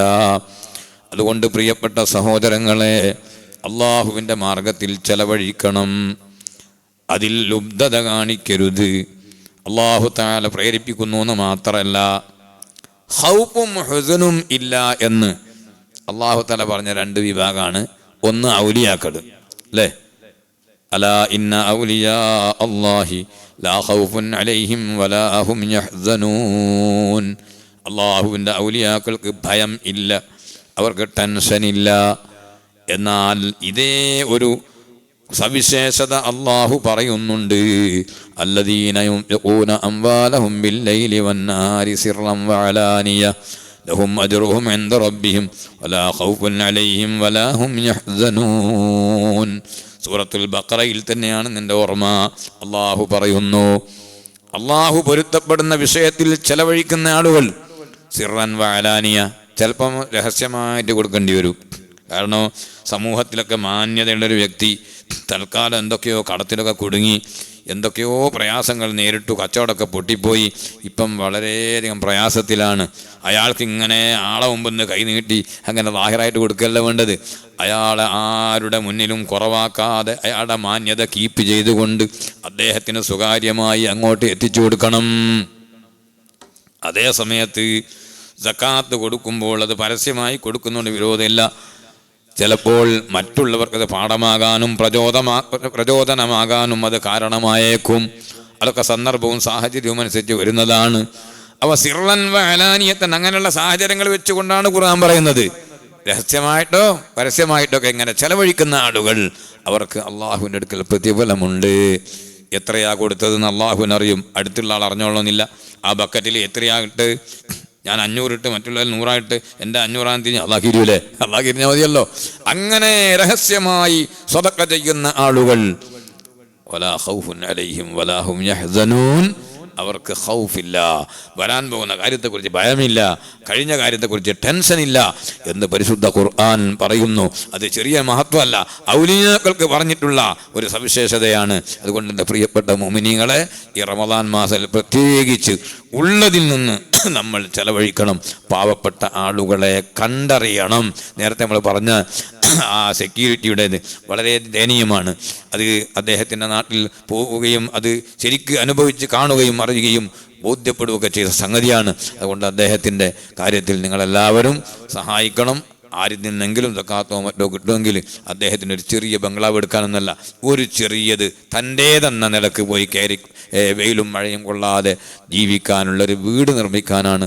അള്ളാഹുവേ, ഞങ്ങൾക്കെല്ലാവർക്കും, ഞങ്ങളോട് ദുആ കൊണ്ട് വസിയ്യത്ത് ചെയ്തവർക്കും നീ നിൻ്റെ ഖജനാവിൽ നിന്ന് മാനമായത് ചൊരിച്ചു തരണം റഹ്മാനെ. ഞങ്ങളെ പട്ടിണിയിലാക്കരുത് റഹ്മാനെ. ദാരിദ്ര്യം കൊണ്ട് ഞങ്ങളെ നീ മശക്കത്തിലാക്കരുത് റഹ്മാനെ. റഹ്മുർ-റഹീമീനായ റബ്ബേ, സാധുക്കളായ ഞങ്ങളിലേക്ക് കാരുണ്യത്തിൻ്റെ നോട്ടം നോക്കണേ അല്ലാ. നമ്മുടെ കൂടെ പല ആടുകളിപ്പില്ല. നമ്മൾ TK അഹമ്മദ് ക, അദ്ദേഹം മരണപ്പെട്ടു പോയി. അതുപോലെ പിന്നെ വേറെ ഒരാൾ നമ്മളെ ലുലു അവലക്ക, സുബ്ഹാനല്ലാ, അദ്ദേഹം ആരോഗ്യമുള്ള സമയത്ത് ഏകദേശം വഖത്തിലൂടെ ഉണ്ടാവും. റമദാനിൽ എല്ലാ ദിവസവും ഉണ്ടാവുമെന്ന് മാത്രമല്ല, എന്തെങ്കിലും ഒരു വിഷയം ആർക്കെങ്കിലും ഒരു പാവപ്പെട്ട ആൾക്ക് ഒരു സംഭാവന ചോദിക്കുമ്പോൾ അദ്ദേഹം ഉള്ളത് കൊണ്ട് ആദ്യം വന്നിട്ട് തരും. എനിക്ക് പലപ്പോഴും ഓർമ്മയുണ്ട്, 500 തന്നെ വെച്ച് കിടന്നത്. അയാൾ വലിയ കഴിവുള്ള ആളൊന്നല്ല, പക്ഷെ അതുകൊണ്ടൊന്നും അല്ലാഹു തആല അയാൾക്കൊന്നും സംഭവിപ്പിച്ചില്ല. അദ്ദേഹം മരണപ്പെട്ടു പോയി. അള്ളാഹു അദ്ദേഹത്തിൻ്റെ ഖബറിന് സ്വർഗമാക്കണം റഹ്മാന്. TK അഹമ്മദ് ഖാൻ ഖബർ സ്വർഗമാക്കണം റഹ്മാന്. അതുപോലെ ആര് ഞങ്ങൾ വിട്ടുപിരിഞ്ഞ് മൺമറഞ്ഞു പോയോ അവിടെ എല്ലാം ഖബറുകൾ നീ സ്വർഗമാക്കണേ അള്ളാഹ്. തളീഖർ അബ്ദുള്ള മുസ്ലിയാർ എപ്പോഴും ഇവിടെ ഉണ്ടാകുന്ന ആളാണ്. അള്ളാഹുവേ, ബർസഖിയായ ലോകത്ത് റാഹത്തും സന്തോഷവും നൽകണേ അള്ളാഹ്. ഇവിടെ ഒരുമിച്ച് കൂടിയ ഓരോരുത്തർക്കും ബാപ്പയും ഉമ്മയും അതുപോലെ ഉറ്റവരും ഉടയവരും മറ്റു സ്നേഹിതന്മാരും ഒക്കെ മരിച്ചു പോയവരുണ്ടാകും. അവരുടെ എല്ലാം ഖബറുകളിൽ സന്തോഷം നൽകണം റഹ്മാനെ. അർഹമുർ-റഹീമീനായ റബ്ബേ, അവർക്കും ഞങ്ങൾക്കും നീ മഗ്ഫിറത്ത് നൽകണേ അല്ലാഹ്. യാ അല്ലാഹ്, നിന്റെ റഹ്മത്ത് വളരെ വിശാലമാണ്. റമദാനിൻ്റെ 1 മുതലേ നീ റഹ്മത്ത് ചൊരിക്കുന്നുണ്ട്. റഹ്മത്തിൻ്റെ 10ലാണ് ഞങ്ങളുള്ളത്. ഞങ്ങൾക്കെല്ലാവർക്കും നിന്റെ റഹ്മത്ത് ചൊരിച്ചു തരണേ അല്ലാ. നിന്റെ റഹ്മത്ത് കൊണ്ട് ഞങ്ങൾക്ക് മഗ്ഫിറത്ത് നൽകണേ അല്ലാ. അല്ലാഹുവേ, ഞങ്ങളൊക്കെ ഒരുപാട് അപാകതകൾ സംഭവിച്ചു പോയ അടിമകളാണ്. നിന്റെ മുന്നിൽ ഖേദിച്ച് പറയുന്നവരാണ്.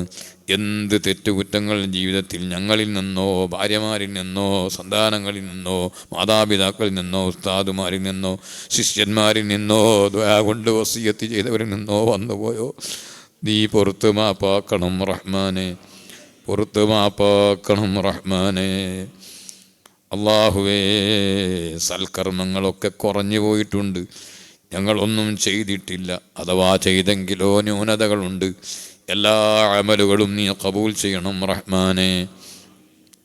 അർഹമുർ റഹീമീനായ റബ്ബേ, അള്ളാഹുവേ, നീ ഞങ്ങൾക്കെല്ലാവർക്കും സൽക്കർമ്മങ്ങൾ ചെയ്യാനുള്ള ആരോഗ്യവും ആഫിയത്തും നൽകണേ അല്ലാ. രോഗികൾ പലരുമുണ്ട്, ഞങ്ങളുടെ കുടുംബത്തിലുണ്ട്, സ്നേഹിതന്മാരിലുണ്ട്, ദുആ കൊണ്ട് ഏൽപ്പിച്ചവരിലുണ്ട്. എല്ലാവർക്കും നീ ശിഫ നൽകണം റഹ്മാനെ. കുഞ്ഞാലി ഹാജിക്ക ഞാൻ മുമ്പ് പറഞ്ഞിട്ടുണ്ട്, അള്ളാഹുവേ, അദ്ദേഹത്തിന് നീ പൂർണ്ണമായ ആഫിയത്ത് നൽകണം റഹ്മാനെ. അതുപോലെ റമദാനിൽ കൃത്യമായി പള്ളികളിൽ പോകുന്ന പലരും, ടി ഉസ്താദ് ഉൾപ്പെടെ പലരും ഇപ്പോൾ വീട്ടിലാണ്, വിശ്രമത്തിലാണ്. പൂർണ്ണമായ ശിഫ നൽകണം റഹ്മാനെ. ഇവിടെ അസ്രഫിൻ്റെ പെങ്ങളുടെ ഭർത്താവ് കുറച്ച് ക്ഷീണമുണ്ട്, വിഷമമുണ്ട്. അള്ളാഹുവേ, നീ പൂർണ്ണമായ ശിഫ നൽകണേ അല്ലാ. മൂത്ര സംബന്ധമായ രോഗമുള്ളവരുണ്ട്, നീ ശിഫ കൊടുക്കണേ അല്ലാ. പൈൽസിൻ്റെ അസുഖങ്ങളുള്ളവരുണ്ട്, നീ പൂർണ്ണമായ ശിഫ നൽകണേ അല്ലാ. അള്ളാഹുവേ, ഞങ്ങൾ അനട്ടുന്ന എന്ത് പ്രശ്നങ്ങളുണ്ടോ നീ പരിഹരിക്കണേ അല്ലാ. മാനസികമായ അസ്വസ്ഥതയുള്ള ചെറുപ്പക്കാരും ചെറുപ്പക്കാരികളും പലരും ദുആ ചെയ്യാൻ പറഞ്ഞിട്ടുണ്ട്. അല്ലാ, മനസ്സിന് സമാധാനം നൽകണേ അല്ലാ, നല്ല സമാധാനം നൽകണേ അല്ലാ.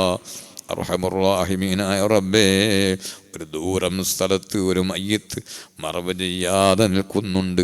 അള്ളാഹുവേ, അത് ശർഈയായ നിലക്ക് മറവ് ചെയ്യാൻ നീ എളുപ്പം ചെയ്യണം റഹ്മാനെ, എളുപ്പം ചെയ്യണം റഹ്മാനെ. അള്ളാഹുവേ, സാധുക്കളായ ഞങ്ങൾ എന്ത് ഖൈറായ ഉദ്ദേശങ്ങൾ മനസ്സിൽ വെച്ചിട്ടുണ്ടോ അത് നീ പൂർത്തീകരിക്കണേ അല്ലാ. അള്ളാഹുവേ, വീട് പണി തുടങ്ങിയവരും തുടങ്ങാനിരിക്കുന്നവരും അവർക്ക് എളുപ്പം ചെയ്യണേ അല്ലാ. കടങ്ങളെ കൊണ്ട് ബുദ്ധിമുട്ടുന്നവരുണ്ട്, നീ കടങ്ങൾ വീട്ടി കൊടുക്കണേ അല്ലാ. അല്ലാഹു അല്ലാ. ഇന്നലെ ഒരു സഹോദരൻ, അദ്ദേഹം ഒരു പണ്ഡിതനുമാണ്, അദ്ദേഹം പല ഖിദ്മത്തുകളും ചെയ്തുകൊണ്ടിരിക്കുന്ന ആളായിരുന്നു.